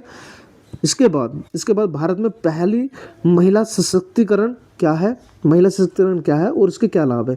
अब ध्यान दो, महिला सशक्तिकरण का मतलब है महिलाओं को समान अधिकार मिले और उन्हें तरह तरह के मौके दिए जाएं, पहली बात। दूसरी बात, इससे समाज में समानता और न्याय बढ़ेगा। महिला सशक्तिकरण का मतलब है महिला में समाज में समानता बढ़ेगी और न्याय भी बढ़ेगा, ठीक है। इसके लाभ ये हुए, न्याय बढ़ेगा, महिलाओं की शिक्षा और रोजगार में वृद्धि होती है। इससे क्या होगा? अगर महिला सशक्तिकरण होंगी तो उनकी शिक्षा बढ़ेगी और रोजगार के अवसर बढ़ेंगे, ठीक है। तो ये है महिला सशक्तिकरण के फायदे कि महिला सशक्तिकरण है क्या। महिला सशक्तिकरण एक ऐसा हथियार है जिससे महिलाएं जो है अपने अधिकार पाने में सक्षम होंगी और देश को आगे बढ़ाने में उनका बहुत बहुत बहुत महत्वपूर्ण योगदान होगा, समझ गए। भारत की प्रमुख नदियाँ कौन कौन सी है और उनका क्या महत्व है? भारत की प्रमुख नदियों में number 1 Ganga, number 2 Yamuna, number 3 Brahmaputra, ठीक है। नदियाँ ऊर्जा उत्पादन और जल परिवहन में मदद करती है, मतलब ऊर्जा की अगर उत्पादन करना है, जैसे बिजली बनानी है या और तरह तरह के जो संयंत्र चलाने हैं, तो नदियाँ जो है बहुत महत्वपूर्ण है, ठीक है। जल परिवहन में मदद करती है, ठीक है। 3 नदियाँ कौन कौन सी है? प्रमुख नदियाँ हमारी 3 है, गंगा, यमुना और ब्रह्मपुत्र। गंगा कृषि और धार्मिक दृष्टि से महत्वपूर्ण है, धार्मिक दृष्टि से महत्वपूर्ण है भाई, लोग पूजा भी करते हैं और कृषि कृषि के लिए भी उपयोगी है। सिंचाई, यमुना सिंचाई खेतों की सिंचाई के लिए जरूरी है और पानी की जरूरत को पूरा करती है। ब्रह्मपुत्र पूर्वोत्तर भारत में जीवनदायिनी नदी मानी गई है। पूर्वोत्तर भारत, जैसे ये भारत है, देखो ये भारत है, यहाँ पे ये भारत होगा इस तरीके से, तो ये है पूर्वोत्तर। तो पूर्वोत्तर भारत की क्या मानी जाती है? जीवनदायिनी। ओके, पूर्वोत्तर भारत की क्या मानी जाती है? जीवनदायिनी। समझ गए? आगे बढ़िए। इसके बाद है नेक्स्ट क्वेश्चन है हमारा, संयुक्त राष्ट्र यूएन के क्या उद्देश्य हैं? संयुक्त राष्ट्र यूएन, संयुक्त राष्ट्र संघ यूएन के उद्देश्य क्या है? नंबर 1, विश्व शांति और सुरक्षा बनाए रखना। पहली बात, विश्व की शांति और सुरक्षा बनाए रखना इसका पहला उद्देश्य है। दूसरा, देशों के बीच सहयोग और समझ को बढ़ाना। दूसरा क्या है? देशों के बीच सहयोग, जो विभिन्न देश होते हैं उनके बीच सहयोग की भावना बढ़ाना और समझ को बढ़ाना इसका मुख्य उद्देश्य है। समझ गए? इसके बाद मानव के अधिकार और विकास के लिए प्रयास करना। नंबर 3 है मानव के अधिकार और विकास के लिए प्रयास करना। ठीक है, यूएन यूएन क्या है हमारा? देखो, यू है सभी देशों की एक जगह, संयुक्त राष्ट्र संघ का मतलब होता है जितने भी देश हैं सबका एक जगह वो है अदालत। कहने का मतलब जैसे हमारे देश में जो है संविधान है, संविधान के अकॉर्डिंग अदालतें हैं। ठीक है, तो जज साहब फैसला सुनाते हैं, तो वहाँ पे संयुक्त राष्ट्र संघ जो सभी देशों का एक बनाई हुई एक ऐसी जगह है जहाँ पे जो है सबकी कार्रवाई होती है, मतलब सबकी सुनवाई होती है। विश्व शांति को सुरक्षा बनाए रखता है, देशों के बीच सहयोग बढ़ावा करता है, समझ बढ़ाता है और मानवाधिकार और विकास के लिए प्रयास करता है। समझ गए? तो ये है बेटे, वीडियो पूरा देखना, वीडियो पूरा देखोगे तो बहुत लाभ मिलेगा। वीडियो पूरा देखना, अगर 2 बार आपने ये वीडियो देख ली ना, एक बार तो ऐसे और एक बार 1.5 स्पीड पे करके देख लेना।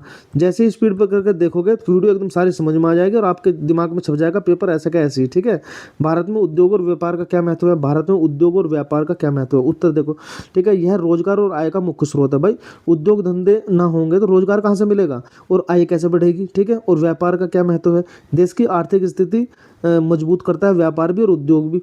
ठीक है भाई, उद्योग धंधा, मान लिया हमने एक कारखाना लगाया तो कारखाने में मजदूर काम कर रहे हैं, नहीं कर रहे, तो इसका मतलब क्या है? रोजगार की समस्या दूर हो रही है, आय का मुख्य स्रोत। अगर कारखाने में हमने कुछ सामान बनाया तो कुछ सामान जो है कहाँ जाएगा? विदेशों में जाएगा, बाहर जाएगा। उससे क्या होगा? हमारे देश की इनकम बढ़ेगी और व्यापार बढ़ेगा हमारे देश का। ठीक है, देश की आर्थिक स्थिति मजबूत करता है ये कौन? उद्योग धंधे और व्यापार। नई तकनीक और विकास को बढ़ावा देता है, दूसरा। और ये तीसरा, जब हमारे पास व्यापार होगा तो दूसरे देशों से हम नई नई तकनीक यूज करके या अपने देश में तकनीक को इस्तेमाल करके क्या करेंगे? विकास कर सकते हैं अपने देश का। समझ गए? तो उद्योग और व्यापार का ये महत्व है, इंपॉर्टेंस क्या है हमारे दैनिक जीवन में या हमारे भारत देश में? उद्योगों और व्यापार का ये महत्व होता है। उससे क्या होगा? रोजगार की समस्या दूर होगी और आय का मुख्य स्रोत है, देश की आर्थिक स्थिति मजबूत करता है उद्योग धंधे। ठीक है, नई तकनीकों और विकास को बढ़ावा देता है। इसलिए तो भारत सरकार ने लोन देना चालू कर रखा है लोगों को कि आप जो है अपना कोई कारोबार बढ़ाओ। ठीक है, उद्योग बढ़ाओ, अपना लोन लो हमसे और जिस काम में आप सक्षम हैं उस काम को बढ़ाओ अपना। ठीक है, भारत में आपातकाल की स्थिति कब लागू हो सकती है? कब लागू हो सकती है? नंबर 1 बात, युद्ध या बाहरी खतरे। जब हमारे देश में युद्ध या बाहर से कोई खतरा हो तो उस टाइम पे जो है आपातकाल मतलब इमरजेंसी की स्थिति लागू हो सकती है। इमरजेंसी का मतलब होता है कि कोई भी ऐसी घटना जो जिसमें सरकार जो है अपने लोगों को कहती है कि भाई कुछ दिक्कत है। जैसे युद्ध के दिनों में जो है हमें जो है कुछ चीज़ों का क्या करना पड़ता है? सेक्रीफाइस करना पड़ता है, तो हमें अपने घर के अंदर रहना पड़ता है, कुछ हो ना जाए, तो ये आपातकाल माना जाता है। आपातकाल में क्या होता है? बेरोजगारी आ जाती है। ठीक है, कुछ समस्याएं आ जाती हैं, उसे कहते हैं इमरजेंसी। मतलब कुछ ऐसी घटनाएं हो जाती हैं जो हम नहीं कर सकते, करना चाहते हैं लेकिन कर नहीं सकते। ओके, आंतरिक अशांति या संकट के समय, मान लिया आंतरिक अशांति होगी, हमारे देश में कुछ झगड़े हो गए या अशांति फैल गई, उस समय भी आपातकाल लग सकता है। कुछ संकट आ गया, मान लिया प्राकृतिक घटना होगी कोई बड़ी, तो उससे कुछ संकट आ सकता है तो आपातकाल लग जाएगा फिर। ठीक है, वित्तीय या आर्थिक संकट के कारण, भाई हमारे देश में मान लिया वित्तीय मतलब पैसों की कमी आ गई, रुपए पैसों की कमी आ गई। आर्थिक संकट का मतलब है रुपए पैसों की कमी आ गई हमारे देश में, तो भी क्या हो जाएगा? आपातकाल की स्थिति आ जाएगी, फिर हमें दूसरे देशों से कर्जा लेना पड़ेगा। समझ गए? तो ये है भारत में आपातकाल की स्थिति कब लागू हो सकता है? तो जब लागू हो सकती है या तो युद्ध हो या बाहर से कोई खतरा हो, या नंबर 2 पे आंतरिक अशांति हो जाए, मतलब भारत के लोग ही जो है आपस में अशांत हो जाए, कुछ संकट आ जाए, प्राकृतिक संकट, या फिर वित्तीय या आर्थिक संकट के कारण। ठीक है, पैसों की कमी के कारण भी हो जाए ऐसा। ठीक है, तो आगे बढ़ो। भारतीय लोकतंत्र में चुनाव की प्रक्रिया कैसे होती है? तो नंबर 1 बात, सभी नागरिकों को मतदाता सूची में नाम दर्ज होता है, ठीक है। दूसरा, जनता अपने प्रतिनिधि को वोट देकर आती है। दूसरी बात, लोकतंत्र में चुनाव की ये तो प्रक्रिया, भाई आप लोग जाते हो और जो है वहाँ पे जो है बटन दबाइए, जहाँ भी आपको वोट देने, सबसे अधिक वोट पाने वाला उम्मीदवार ही जीता है। 3 बात याद रखना है, ठीक है। सबसे पहले सूची में नाम होगा, दूसरी बात वोट देकर आओगे, किससे देकर आओगे? उम्मीदवार को जिसे जिताना है, ठीक है। तो ये लोकतंत्र में चुनाव की प्रक्रिया होती है। चुनाव की प्रक्रिया में सबसे क्या होगा? सभी नागरिकों को मतदाता सूची में नाम दर्ज कराना होता है। पहले तो उनका नाम दर्ज हो गया। दूसरी बात, वे क्या करेंगे? प्रतिनिधियों को वोट देकर चुनती है। प्रतिनिधि चुन लिया, और चुनेंगे किसे? जिसको भी वोट देंगे उसी को क्या हो जाएगा? उसी को जिता देंगे, वही उनका उम्मीदवार जीत जाएगा। समझ गए? भारत में सामाजिक समानता क्यों महत्वपूर्ण है? भाई सामाजिक समानता का होना क्यों जरूरी है? सबसे पहली बात, जाति, धर्म और लिंग के आधार पर भेदभाव कम होता है। अगर सामाजिक समानता रहेगी तो धर्म और जाति और लिंग के आधार पर भेदभाव कम होगा। दूसरी बात, सभी को समान अवसर भी मिलेंगे। तीसरी बात, समाज में शांति और एकता बनाए रखता है। कौन? सामाजिक समानता जो है समाज में शांति बनाए रखता है और एकता। अगर सामाजिक असमानता हो जाएगी तो क्या है? लोगों में आपस में झगड़े होने लगेंगे, धर्म के नाम पर, जाति के नाम पर और लिंग के नाम पर भेदभाव करने लगेंगे लोग। तो ये 3 बातें याद रखना। सामाजिक समानता क्यों महत्वपूर्ण है? जाति, धर्म और लिंग के आधार पर भेदभाव कम करती है। अगर सामाजिक समानता हो जाए तो ऐसा भेदभाव नहीं होगा, सभी को समान अवसर मिलेंगे और समाज में शांति और एकता बनी रहेगी। ओके। भारत में कृषक विकास का क्या महत्व है? कृषि विकास का, तो भारत में कृषि विकास का मतलब क्या है? अगर हमारे देश में कृषि ज़्यादा होगी तो क्या होगा? किसानों की आमदनी बढ़ेगी, पहली बात। दूसरी बात, देश की खाद्य सुरक्षा भी सुनिश्चित होगी, ठीक है। देश की खाद्य सुरक्षा का मतलब है अगर ज़्यादा कृषि होगी तो देश में खाने पीने की जो चीज़ें हैं वो ज़्यादा संरक्षित की जा सकती हैं और ग्रामीण क्षेत्र में रोजगार और विकास भी बढ़ेगा। ग्रामीण क्षेत्र में रोजगार और विकास भी बढ़ेगा। कृषि विकास का ये महत्व है, ये इंपॉर्टेंस है, समझ गए। भारत में पर्यटन का क्या महत्व है? पर्यटन, मान लिया हम कोई चीज़ है भारत में बना दी हमने, तो उसे देखने के लिए विदेशी भी आएंगे ना, तो उसका क्या महत्व है? देश की संस्कृति और धरोहर को बढ़ावा देती है, पहली बात। दूसरा, रोजगार और आय के स्रोत भी बनते हैं उससे। तीसरी बात, अंतर्राष्ट्रीय स्तर पर भारत की छवि को मजबूत होती है। अगर हम पर्यटन स्थल ज़्यादा बनाएंगे तो भारत के जो विदेशी लोग हैं वो भी घूमने आएंगे। इससे क्या होगा? रोजगार बढ़ेगा, आय भी बढ़ेगी, देश की संस्कृति और धरोहर को बढ़ावा मिलेगा, ठीक है। इसके बाद अगला प्रश्न है, भारत में महिला शिक्षा का महत्व क्या है? बेटे सारे क्वेश्चन इंपॉर्टेंट है, कुछ भी आ सकता है इनमें से। इन क्वेश्चनों को सबको तैयार करके जाना है, ठीक है। परिवार और समाज में जागरूकता बढ़ेगी। महिला शिक्षा क्या मतलब है? महिला शिक्षा, अगर महिला शिक्षित हो जाएगी तो परिवार और समाज में जागरूकता बढ़ेगी, पहली बात तो। दूसरी बात, आर्थिक और सामाजिक विकास में भी मदद मिलेगी। समानता और अधिकारों की समझ भी बढ़ेगी। समझ, अगर महिला शिक्षित हो जाती है तो समानता और अधिकारों की समझ बढ़ेगी, उन्हें पता चलेगा कि हमारे क्या अधिकार हैं। आर्थिक और सामाजिक विकास में मदद मिलेगी हमें, रुपये पैसों में भी, और सामाजिक विकास में, हमारे समाज का विकास हो उसमें भी मदद मिलेगी। ये 3 बातें याद रखना है। इसके लिए भारत में महिला शिक्षा, अगर महिला ज़्यादा से ज़्यादा शिक्षित होंगी तो क्या होगा? परिवार और समाज में जागरूकता, आर्थिक और सामाजिक विकास में मदद, समानता और अधिकारों की समझ, ठीक है। ध्यान से अगर बैठ के या लेट के भी पढ़ोगे तो भी सारे क्वेश्चन समझ में आएंगे बेटे, बिल्कुल इजी लैंग्वेज में बना रखे हैं। भारत में डिजिटल इंडिया अभियान क्या है? भारत में डिजिटल इंडिया अभियान क्या है? यह अभियान नंबर 1 2015 में शुरू हुआ। नंबर 2, भारत की सेवाओं को डिजिटल माध्यम से आसान बनाया। भारत की सेवाओं को डिजिटल माध्यम से आसान बनाना, इसका क्या है? ये अभियान जो क्या क्या क्या करना चाह रहा है? मतलब ये डिजिटल इंडिया का मतलब क्या हुआ? 2015 में शुरू हुआ है, ठीक है। भारत की सेवाओं को डिजिटल माध्यम से, मतलब जितनी भी भारत की जो सेवाएं हैं उनको डिजिटल तरीके से, मतलब ऑनलाइन तरीके से उनको आसान बना दिया लोगों के लिए। शिक्षा, स्वास्थ्य और प्रशासन में सुधार लाना, इसका क्या क्या इसका और भी उद्देश्य क्या होता है? अभियान का मतलब है अभियान किस लिए चलाए जाते हैं? ताकि देश में कुछ तरक्की हो, ठीक है। तो भारत सरकार की जो सेवाएं हैं उनका डिजिटली मतलब लोगों तक पहुंचाना, मनुष्य के द्वारा नहीं, ऑनलाइन पहुंच जाए वो चीज़ें। शिक्षा, स्वास्थ्य और प्रशासन में सुधार लाना, शिक्षा में सुधार कैसे आ सकता है, स्वास्थ्य में सुधार कैसे आ सकता है डिजिटल इंडिया के तहत, ठीक है। डिजिटलाइजेशन जो किया जाएगा उससे शिक्षा में क्या सुधार आ सकता है, स्वास्थ्य में, प्रशासन में क्या सुधार लाना, ठीक है। ये सब जानकारी हमें डिजिटल इंडिया के द्वारा मिल सकती है। ये अभियान है एक तरह का, ठीक है। आगे बढ़ो। भारत में युवा शक्ति का महत्व क्यों है? भारत में युवा शक्ति का महत्व क्यों है? उत्तर, देश की प्रगति और विकास के लिए बहुत ज़्यादा आवश्यक है युवा शक्ति। भाई भारत का अगर युवा अगर सॉलिड है भारत का, तो फिर क्या होगा, देश की प्रगति तो होगी ही होगी और देश का साथ में विकास भी होगा। दूसरा, नई सोच और तकनीक अपनाने में मदद मिलेगी। नई नई सोच के जब युवा रहेंगे तो नई नई टेक्नोलॉजी बनेगी, क्यों भाई, और उसे अपनाने में क्या होगी, मदद मिलेगी। तीसरा, सामाजिक और आर्थिक सुधार में योगदान, में समाज भी सुधारा जाएगा उससे, और आर्थिक सुधार मतलब ज़्यादा तरक्की करेंगे हम लोग पैसों के मामले में। ओके, चलिए, भारत में संसदीय व्यवस्था कैसी है। भारत में संसदीय व्यवस्था कैसी है, इसके चार मुख्य लक्षण बताओ। संसदीय व्यवस्था कैसी है, चार मुख्य लक्षण बताओ। नंबर 1 देखो, सबसे पहले देखो, नंबर 1 है लोकतांत्रिक शासन। भारत में संसदीय व्यवस्था लोकतांत्रिक है। संसद की जो व्यवस्था कैसी है भैया, लोकतांत्रिक व्यवस्था है भारत में। संसदीय व्यवस्था कैसी है, लोकतांत्रिक। नंबर 1 लोकतांत्रिक है भारत में। संसदीय व्यवस्था लोकतांत्रिक, यानी जनता अपने प्रतिनिधित्व का चुनाव करती है। लोकतंत्र का मतलब है लोगों द्वारा चुने गए प्रतिनिधि होते हैं जो सरकार में आते हैं। ओके, दूसरी बात, मुख्यमंत्री मुख्य कार्यकारी, प्रधानमंत्री जो है मुख्य कार्यकारी होता है। राज्य के कार्यकारी प्रमुख प्रधानमंत्री होते हैं जो संसद के प्रति जिम्मेदार होते हैं। तीसरा, 2 सदनों वाली संसद।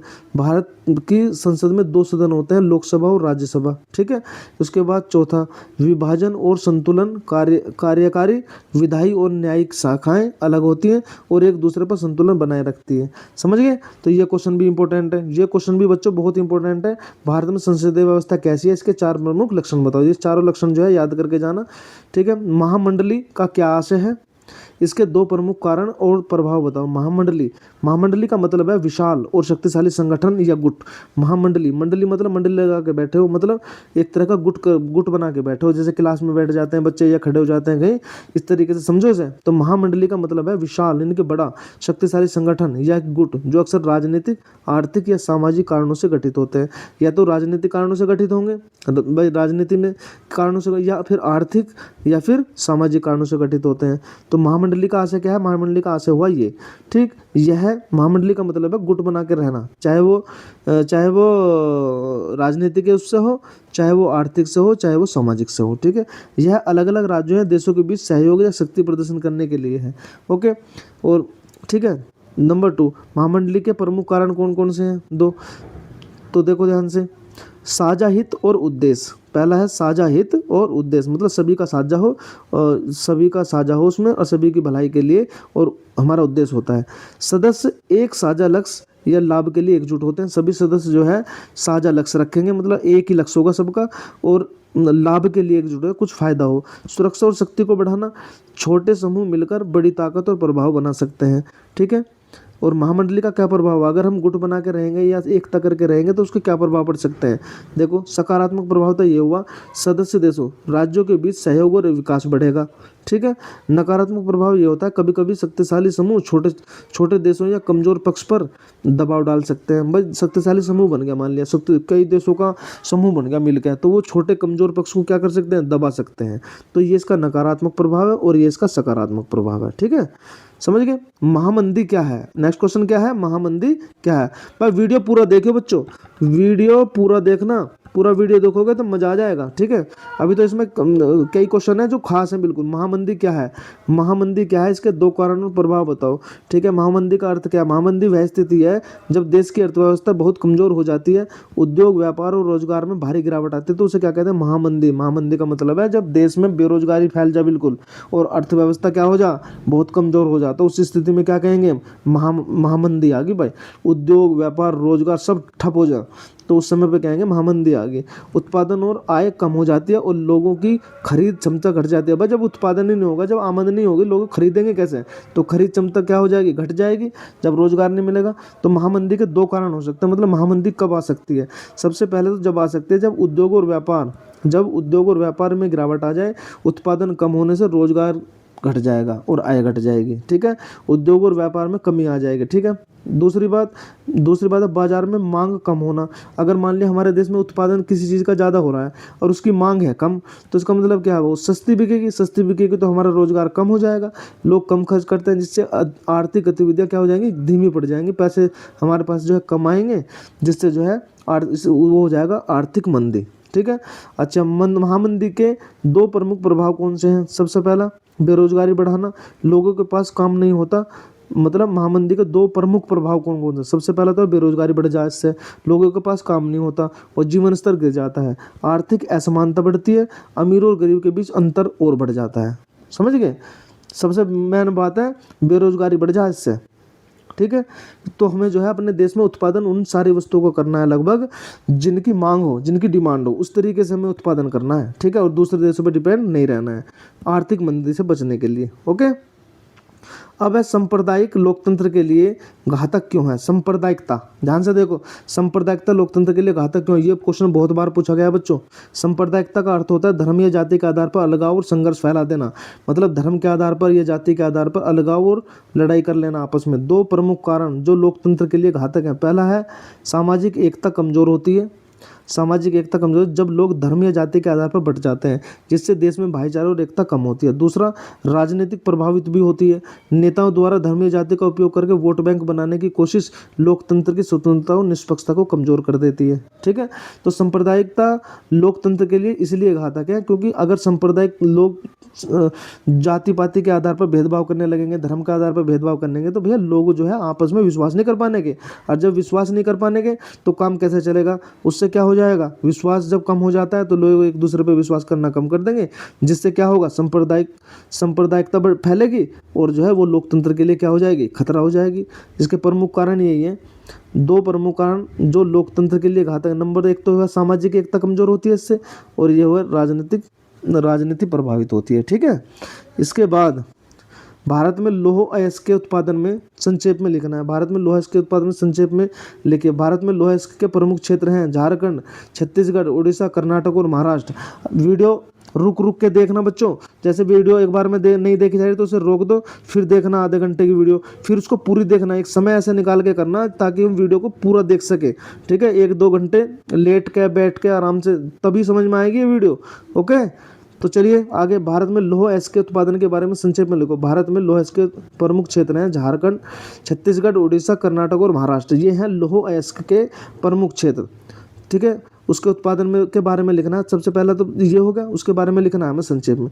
दूसरा है झारखंड भारत का सबसे बड़ा लौह उत्पादक राज्य। लौह उत्पादक राज्य सबसे बड़ा कौन है? झारखंड। उड़ीसा, तीसरा पॉइंट क्या है? उड़ीसा और छत्तीसगढ़ उच्च गुणवत्ता वाला लोहा है। इसका लोहा सबसे ज़्यादा उच्च गुणवत्ता वाला कहाँ मिला है? उड़ीसा और छत्तीसगढ़ में। झारखंड में सबसे ज़्यादा मतलब ये उत्पादन करता है। बाकी झारखंड भी करा है, छत्तीसगढ़ भी, उड़ीसा भी, कर्नाटक भी और महाराष्ट्र भी। ये सारे लोहे के उत्पादन इलाके हैं, लेकिन सबसे ज़्यादा गुणवत्ता का कहाँ मिलेगा? उड़ीसा और छत्तीसगढ़ में। और सबसे ज़्यादा जो है लोहे का उत्पादन राज्य कौन सा है? झारखंड, ठीक है। कर्नाटक और महाराष्ट्र उत्पादन सीमित है लेकिन उद्योग के लिए महत्वपूर्ण है। यहाँ पे उत्पादन कम होता है, सीमित रहता है, लेकिन उद्योग के लिए महत्वपूर्ण है। अयस्क का उपयोग लोहे का उपयोग इस्पात निर्माण और भारी उद्योगों में किया जाता है। इस्पात निर्माण जैसे लोहे में एक तरह की मिलावटी वस्तु होती है। ये लोहे शुद्ध लोहा नहीं होता। ये इस्पात क्या होता है? शुद्ध लोहा नहीं होता ये, समझ गए। और भारी उद्योग में होता है। लौह अयस्क का उपयोग इस्पात निर्माण और भारी उद्योग में होता है। लौह अयस्क का मतलब है लोहे का अयस्क। जो लोहे से बना हुआ पदार्थ होता है उसे कहते हैं लौह अयस्क। लौह अयस्क जिससे लोहा निकाला जाता है, ठीक है। इसके बाद उपभोक्ताओं का शोषण किस प्रकार किया जाता है? उपभोक्ता का शोषण, उपभोक्ता हैं हम जो वस्तुओं को खरीदते हैं, भोग करते हैं, उनका शोषण किस प्रकार से हो सकता है? उपभोक्ता के शोषण से मतलब है उपभोक्ता के साथ अन्याय करना, धोखा करना। यह कई तरीकों से हो सकता है। इसके कई तरीके हो सकते हैं बच्चों। नंबर एक गलत या भ्रामक विज्ञापन, ठीक है। दुकानदार या कंपनी किसी वस्तु के गुणों के बारे में झूठ बोल देती है कि भाई हमारे तो जो है वस्तु में ये गुण है और इन्हें खरीद लो, और बाद में पता चलता है कि ऐसा नहीं है। उदाहरण के लिए किसी साबुन को 100% प्राकृतिक बता दिया कि नेचुरल है, बाद में पता चला कि इसके तो साइड इफेक्ट हो रहे हैं जिसमें रासायनिक पदार्थ है, जबकि प्राकृतिक बताना, जबकि उसमें रासायनिक पदार्थ होता है, प्राकृतिक नहीं होती बिल्कुल। वो क्या होती है? उसमें केमिकल भी होता है। तो ये क्या धोखाधड़ी तो है। उपभोक्ताओं को इस प्रकार से धोखाधड़ी में रखा जाता है। अधिक मूल्य लेना, सामान का असली मूल्य से ज़्यादा चार्ज कर दिया, ठीक है। उदाहरण के लिए छुट्टी वाले समय पर सामान का दाम बढ़ा दिया, ठीक है। खराब या मिलावट वाला सामान बेचना, खराब या मिलावट वाला सामान बेचो। मजबूरी में इंसान खरीदता है, लेकिन खराब या मिलावट वाला सामान बेचोगे तो उपभोक्ताओं को तो नुकसान ही होगा ना। तो उपभोक्ताओं को ये सब चीज़ भुगतनी पड़ती है। खराब गुणवत्ता या मिलावट वाला सामान बेचना, भाई कहना तो ये है कि सही है, बढ़िया है एकदम, लेकिन उसमें मिलावटी सामान आ रहा, तो ये उपभोक्ता के साथ धोखा ही तो हो रहा है, ठीक है। उदाहरण के लिए दूध में पानी मिला के बेचते हैं सब, ठीक है। नकली दवा बेचे हैं बहुत से लोग। तो ये क्या है, धोखाधड़ी तो है। ये उपभोक्ता है हम लोग जो वस्तु को खरीदते हैं। समझ में आ गई, इसका स्क्रीनशॉट भी ले सकते हो। ठीक है, कहने का मतलब ये है कि उपभोक्ताओं का शोषण किस प्रकार होता है, ऐसे होता है उपभोक्ता को शोषण। 3-4 उदाहरण दे दियो, कोई दवाई का दे दियो। वादा पूरा न करना, वादा पूरा करने का मतलब है कंपनी दुकानदार या दुकानदार किसी सेवा या उत्पाद के लिए जो वादा करती है उसे पूरा नहीं करती। जैसे टीवी की वारंटी देने का वादा कर लिया, बाद में मना कर दें कि भाई बस अब नहीं। जानकारी छुपा ली, उपभोक्ता को सही जानकारी नहीं मिलती। जैसे पैकेज पर जरूरी जानकारी ना लिखना, जैसे सामग्री या माप कितनी है इसकी, कितने ग्राम का है। ठीक है, निष्कर्ष ये निकलता है कि उपभोक्ता शोषण कर रोकने के लिए उपभोक्ता संरक्षण कानून बनाए गए हैं और उपभोक्ता अदालत में शिकायत की जा सकती है। मतलब उपभोक्ता अदालत होती है, वहाँ पे अगर आपके साथ कोई धोखाधड़ी कर रहा है तो आप जो है शिकायत कर सकते हो। शिकायत कहाँ करोगे, उपभोक्ता अदालत में शिकायत की जाती है। ठीक है, उपभोक्ता संरक्षण कानून बना है ना, तो वहाँ पे ओके। चलिए, विदेशी व्यापार से क्या आशय है और इसके 3 लाभ बताओ। विदेशी व्यापार का मतलब क्या है, ध्यान दो, थोड़ा स्क्रीन बढ़ा लेता हूँ मैं। विदेशी व्यापार से क्या आशय है, इसके 3 लाभ बताओ। विदेशी व्यापार का आशय, विदेशी व्यापार का मतलब है एक देश का दूसरे देश के साथ सामान और सेवाओं का लेन देन। भाई सामान, हम एक देश को अपना सामान दे रहे हैं तो उससे ले भी रहे हैं, समझ गए। और सेवा कुछ भी हो सकती है, सेवाओं का लेन देन। सेवाओं का मतलब है सामान से ही है। मान लिया हम तो उनसे ये सेवा ले रहे हैं, रेलगाड़ी की या कुछ इस तरीके की, हवाई जहाज की कुछ सेवा ले रहे हैं और हम उन्हें कुछ सेवा दे रहे हैं, सेवाएं होती हैं। ठीक है, इसमें आयात और निर्यात दोनों शामिल होते हैं। हम इंपोर्ट भी करेंगे और एक्सपोर्ट भी, मतलब उन्हें सामान देंगे भी और वहाँ से सामान लाएंगे। आयात का मतलब होता है लेना और निर्यात का मतलब होता है बेचना, देना मतलब दूसरे देश को। ठीक है, और यह देशों के बीच आर्थिक और पारस्परिक संबंध बढ़ाने का एक माध्यम होता है विदेशी व्यापार। विदेशी व्यापार के माध्यम से क्या होता है, देशों के बीच आपस में आर्थिक व्यापारिक संबंध बढ़ेंगे। ओके, तो ये होता है, बना के आप लिख सकते हो। 3 लाभ हो गए, पहला हो गए। अब दूसरा देखो, विदेशी व्यापार के 3 लाभ कौन कौन से। विदेशी व्यापार के 3 लाभ, पहला है आर्थिक विकास में सहायता मिलती है। दूसरा, निर्यात से देश की आय बढ़ती है। तीसरा, उत्पादन और उद्योग को बढ़ावा मिलता है। नई तकनीक और संसाधन प्राप्त करना, नई तकनीक और संसाधन भी प्राप्त होते हैं। भाई जब हम विदेश से सामान लाएंगे तो उनकी टेक्नोलॉजी का भी तो पता चलेगा हमें, क्यों भाई, टेक्नोलॉजी का भी तो पता चलेगा हमें। आयात के जरिए नई तकनीक और कच्चा माल मिलता है। यह मतलब जब हम खरीदते हैं तो नई तकनीक मिले, कच्चा माल मिले।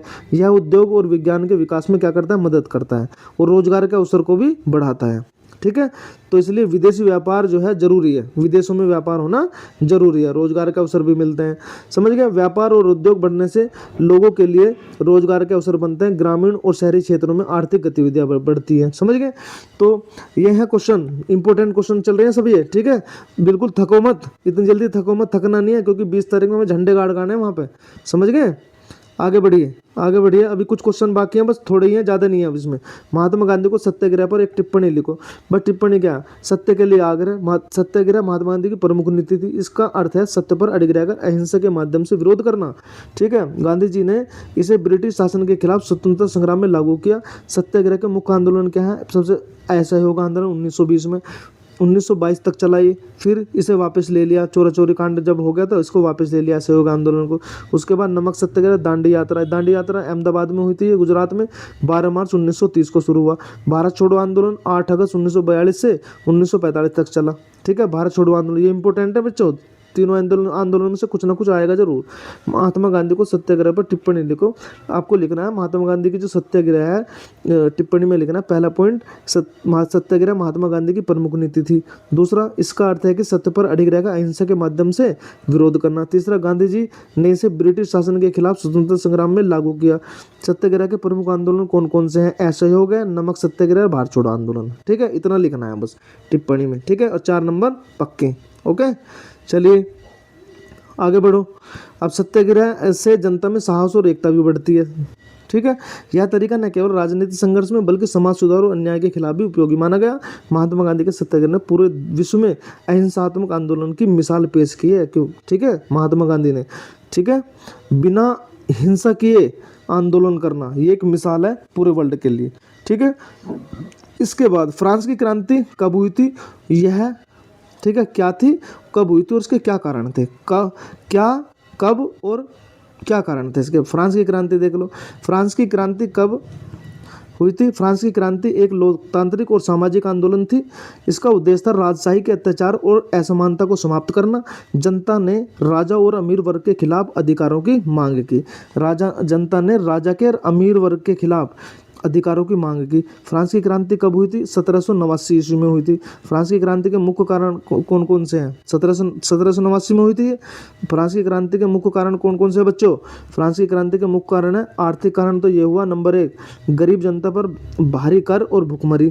ठीक है, फ्रांस की कारण हुए गरीब जनता पर भुखमरी फैल गई और भारी हो गया कर्जा। दूसरा, अमीर और शाही परिवार का धन, एक तो अमीर और जो शाही परिवार है उनका धन क्या होगा? इकट्ठा होगा। सामाजिक कारण ये तो था। आर्थिक कारण, सामाजिक कारण क्या था? नंबर 1 समाज में वर्ग भेद। तीसरा वर्ग आम लोग, पादरी और राजा। आम लोगों के पास राजनीतिक अधिकार नहीं थे। ठीक है, आम लोगों के पास राजनीतिक अधिकार नहीं थे, सामाजिक कारण हुआ। राजनीतिक कारण क्या था? राजनीतिक कारण आप बच्चों ये राजा और शाही प्रशासन का अत्याचारी शासन, मतलब राजा और शाही प्रशासन क्या करते थे? अत्याचार करते थे एक तरह से। दूसरा, लोकतांत्रिक सुधार की मांग, मतलब लोकतांत्रिक सुधार की मांग की गई। वैचारिक कारण क्या था? लोकतंत्र, समानता और स्वतंत्रता के विचारों का प्रसार, मतलब वैचारिक कारण ये था कि लोकतंत्र, समानता और स्वतंत्रता के विचारों का प्रसार करना। ओके, ये सब जो है कारण आपको लिखने हैं फ्रांस की क्रांति में। ठीक है, भारत की सफलता के लिए 4 आवश्यक दशाओं का वर्णन करो। भारतीय लोकतंत्र की सफलता के लिए 4 आवश्यक दशाओं का वर्णन करो। तो भारतीय लोकतंत्र की सफलता के लिए 4 आवश्यक दशाएं क्या कौन कौन से? नंबर 1 तो है शिक्षा और जागरूकता, शिक्षा और जागरूकता। ठीक, दूसरा है नागरिकों को अपने अधिकार और कर्तव्य की जानकारी होनी चाहिए। प्रत्येक नागरिक को अपने ये पता होना चाहिए कि उसका अधिकार क्या है और उसके कर्तव्य क्या है। तीसरा, इससे लोग चुनाव में सही निर्णय ले सकते हैं। समानता और स्वतंत्रता, सभी नागरिकों को समान अधिकार हो और स्वतंत्रता मिलनी चाहिए। दूसरा, जाति, धर्म, लिंग आदि के आधार पर भेदभाव न हो, कानून का शासन हो। ठीक है, सभी नागरिक और सरकार कानून के अधीन काम करें। कानून के बिना लोकतंत्र टिकाऊ नहीं रहता। ठीक है, तो ये क्या था हमारा, स्क्रीनशॉट ले लो इसका चाहो तो। ये क्या था हमारा? भारतीय लोकतंत्र की सफलता के लिए 4 आवश्यक दशाएं हैं। शिक्षा और जागरूकता चाहिए जरूर, समानता और स्वतंत्रता चाहिए जरूर, कानून का शासन चाहिए और जनता की भागीदारी जरूर चाहिए। नंबर 4 पे क्या है? जनता की भागीदारी। लोग सक्रिय रूप से चुनाव और समाज सुधार में हिस्सा लें, मतलब ज़्यादा से ज़्यादा वोटिंग करें ताकि जिससे जो है पता लग सके हमें कौन से नेता को चुनना है।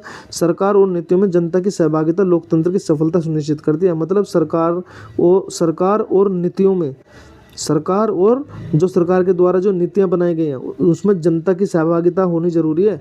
ठीक है, इसके बाद है भू संसाधन। अब 1-2 क्वेश्चन हो रहे हैं बच्चों, फिर हो जाए वीडियो का लास्ट हो रहा है। ठीक है, भू संसाधन से क्या तात्पर्य है? भारत में भू संसाधनों के उपयोग में आवश्यक परिवर्तनों के लिए 4 उपाय समझाइए। नंबर 1, भू संसाधन का तात्पर्य क्या है? भू संसाधन का मतलब है धरती पर मौजूद सभी प्राकृतिक संसाधन। भू मतलब धरती, संसाधन मतलब जितने भी प्रकृति के द्वारा दिए गए संसाधन है उन्हें क्या कहेंगे? भू संसाधन। ठीक है, जो मानव जीवन और विकास के लिए क्या है? उपयोगी है। इसमें मिट्टी आता है, भूमि आता है, खनिज आता है, जल आता है, वन आता है और जैविक संसाधन सब शामिल है। भारत में भू संसाधनों के उपयोग में आवश्यक परिवर्तन के लिए 4 उपाय हैं। ठीक है, भू संसाधनों के उपयोग में आवश्यक परिवर्तन के लिए 4 उपाय हैं। नंबर 1 है सतत कृषि, मतलब कृषि को लगातार बनाए रखना। इससे क्या होगा? इससे हमारी जो भूमि है उसकी उर्वरता बनी रहेगी। भूमि की उर्वरता बनाए रखने के लिए रोटेशन या जैविक खाद का उपयोग किया जाता है। नंबर 2, खनिज और प्राकृतिक संसाधनों का सही उपयोग करेंगे तो सतत कृषि उसमें कर सकते हैं, अगर उसमें सही तरीके से प्राकृतिक संसाधन का उपयोग करेंगे और खनिजों का उपयोग करेंगे। खनिज और पानी का अति दोहन रोकना, यानी कि जो खनिज पदार्थ हैं उनका दोहन और पानी का दोहन रोकना और उनको उपयोग में लाना। वन और जल संरक्षण, मतलब पेड़ लगाएं, ज़्यादा से ज़्यादा जल संरक्षण करें और वर्षा जल संचयन को बढ़ावा देना। ठीक है, ये सब क्या है? भारत में भू संसाधनों के उपयोग में आवश्यक परिवर्तन के लिए 4 उपाय हैं। भाई हमें वन भी लगाने चाहिए, पेड़ पौधे लगाने चाहिए, लगातार कृषि होती रहनी चाहिए। ठीक है, खनिज और प्राकृतिक संसाधनों का सही उपयोग करना चाहिए, समझ गए? और वन और जल को सुरक्षित रखना चाहिए, इन्हें मतलब ज़्यादा खर्च ना करें हम। ठीक है, वनों को कटने से बचाएं, समझ गए? इसके बाद तकनीकी और आधुनिक विधियों का उपयोग भी कर सकते हैं, जैसे भूमि सुधार, सिंचाई तकनीक और स्मार्ट खेती। हम इसे भी करते हैं, भूमि को सुधार सकते हैं तकनीकी और आधुनिक विधियों का उपयोग करके। टेक्नोलॉजी का उपयोग करके हम भूमि में सुधार ला सकते हैं, सिंचाई की टेक्निक बदल सकते हैं और स्मार्ट खेती कर सकते हैं। ठीक है, इसके बाद भारत में लोहा और इस्पात उद्योग के प्रमुख उत्पादक इकाइयों का वर्णन करो। ये भी क्वेश्चन इंपॉर्टेंट है। भारत में लोहा और इस्पात उद्योग, लोहा और इस्पात उद्योग भारत का मुख्य औद्योगिक क्षेत्र है। लोहा और इस्पात, पहला लोहा दूसरा इस्पात, इस्पात लोहे से बनता है, ठीक है। पहला, यह भारी उद्योग की श्रेणी में आता है। कौन से उद्योग की? भारी से उद्योग की, और देश की अर्थव्यवस्था में महत्वपूर्ण योगदान देता है। लोहा और इस्पात का उपयोग भवन निर्माण में, रेल में, जहाज में, वाहन में, मशीनरी में किया जाता है, ठीक है। प्रमुख उत्पादक इकाइयाँ जैसे भिलाई इस्पात संयंत्र छत्तीसगढ़ में है। ये क्या काम करता है? यह भारत का प्रमुख और बड़ा इस्पात संयंत्र है। स्टील का उत्पादन और भारी मशीनरी का निर्माण करता है। समझ गए? भिलाई इस्पात संयंत्र जो छत्तीसगढ़ में है, ये क्या करता है? भारत का प्रमुख बड़ा इस्पात कारखाना है, मतलब संयंत्र है, उपकरण है। स्टील का उत्पादन और भारी मशीनरी निर्माण करता है यहाँ पे। उसके बाद है राउरकेला इस्पात संयंत्र, जो कि कहाँ पे है?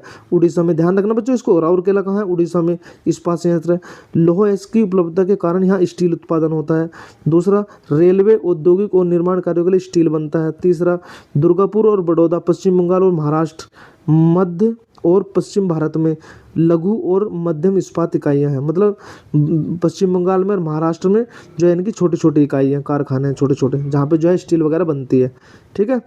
स्थानीय उद्योगों और निर्माण के लिए स्टील उत्पादन, जयपुर, झारखंड, कर्नाटक के उद्योग, खनिजों की उपलब्धता और बंदरगाहों के कारण लघु और मध्यम इस्पात उत्पादक इकाइयाँ, ठीक है। तो कहने का मतलब ये है, निचोड़ निकल के ये आता है कि भारत का जो लोहा और इस्पात उद्योग है वो आर्थिक विकास और उद्योग के लिए रीढ़ की तरह काम करता है। लोहा इस्पात उद्योग जो भारत की आर्थिक स्थिति को बनाने के लिए रीढ़ की हड्डी की तरह काम करता है। लोहा और इस्पात उद्योग यह भारी उद्योग और निर्माण के क्षेत्र के लिए आवश्यक कच्चा माल प्रदान करता है, ठीक है।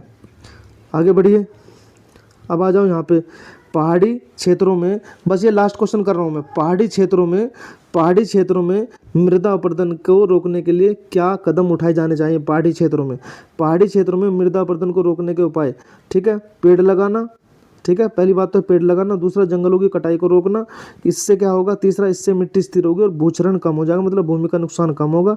टेरेसिंग और कटाव नियंत्रण, पहाड़ी ढलानों पर सीढ़ीदार खेती की जाती है, उसे टेरेसिंग बोलते हैं। और ये पानी का बहाव नियंत्रित होता है और मिट्टी कटती नहीं है, ठीक है। टेरेसिंग और कटाव को कंट्रोल करने के लिए हम क्या करेंगे? पहाड़ी ढलानों पर सीढ़ी जैसे खेत बना देंगे, पानी का बहाव कंट्रोल होता है इससे और मिट्टी कटती नहीं है।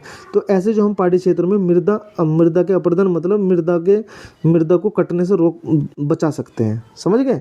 ध्यान रखना बेटा, इंपॉर्टेंट क्वेश्चन है मृदा वाला, कई बार पूछा गया क्वेश्चन। आगे बढ़िए, और भी कर सकते हैं हम, जल संरक्षण कर सकते हैं, जल संरक्षण करते हैं, वर्षा जल संचयन और जलाशयों का निर्माण कर सकते हैं, बाढ़ और भूमि कटाव से बचाव कर सकते हैं, सिंचाई और कृषि तकनीकी में सुधार कर सकते हैं, भूमिगत जल का सही उपयोग और उचित सिंचाई कर सकते हैं, फसल चक्र और जैविक खाद का उपयोग करके भी हम जो है क्या कर सकते हैं?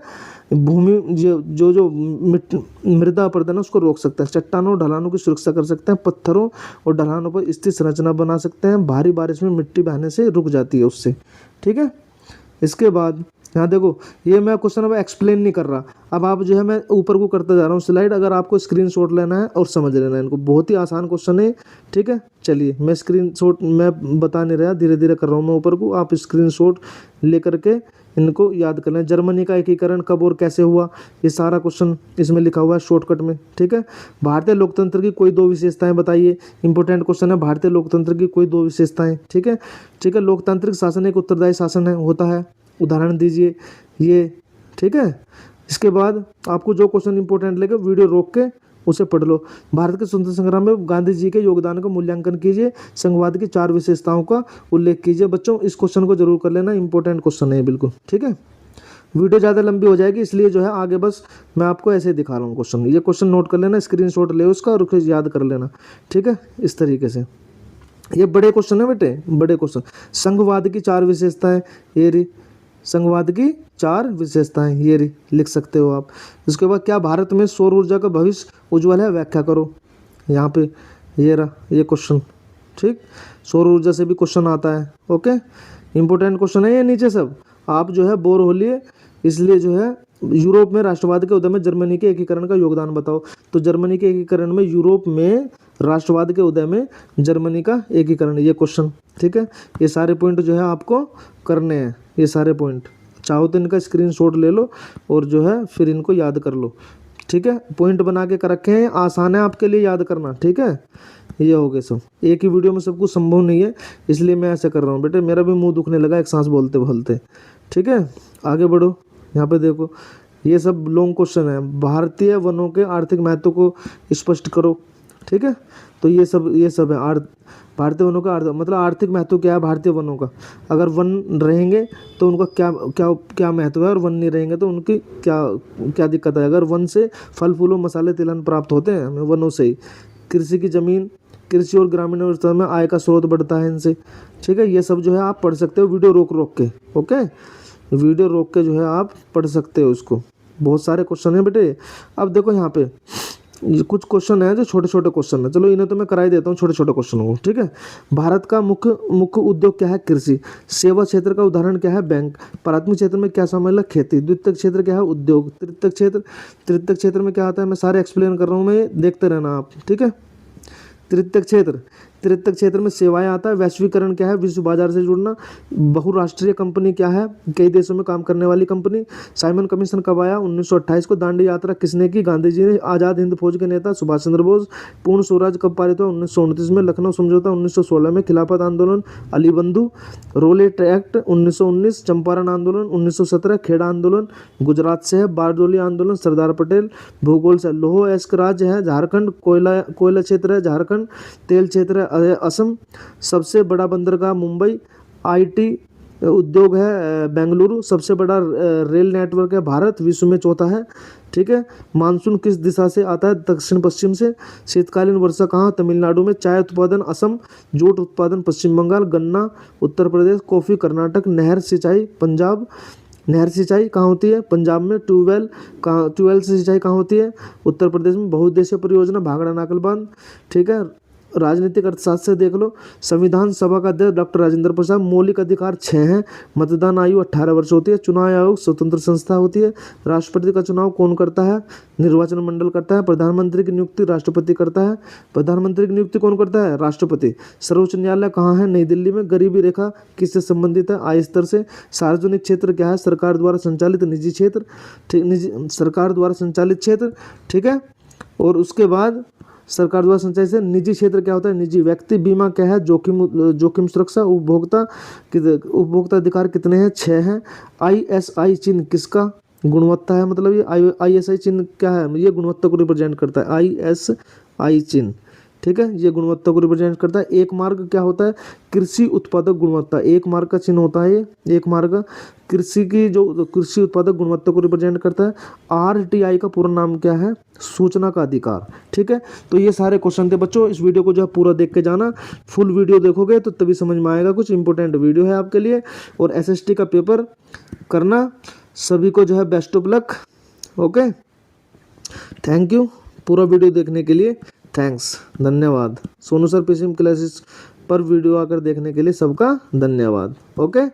लाइक कर देना, सब्सक्राइब कर देना और शेयर कर देना।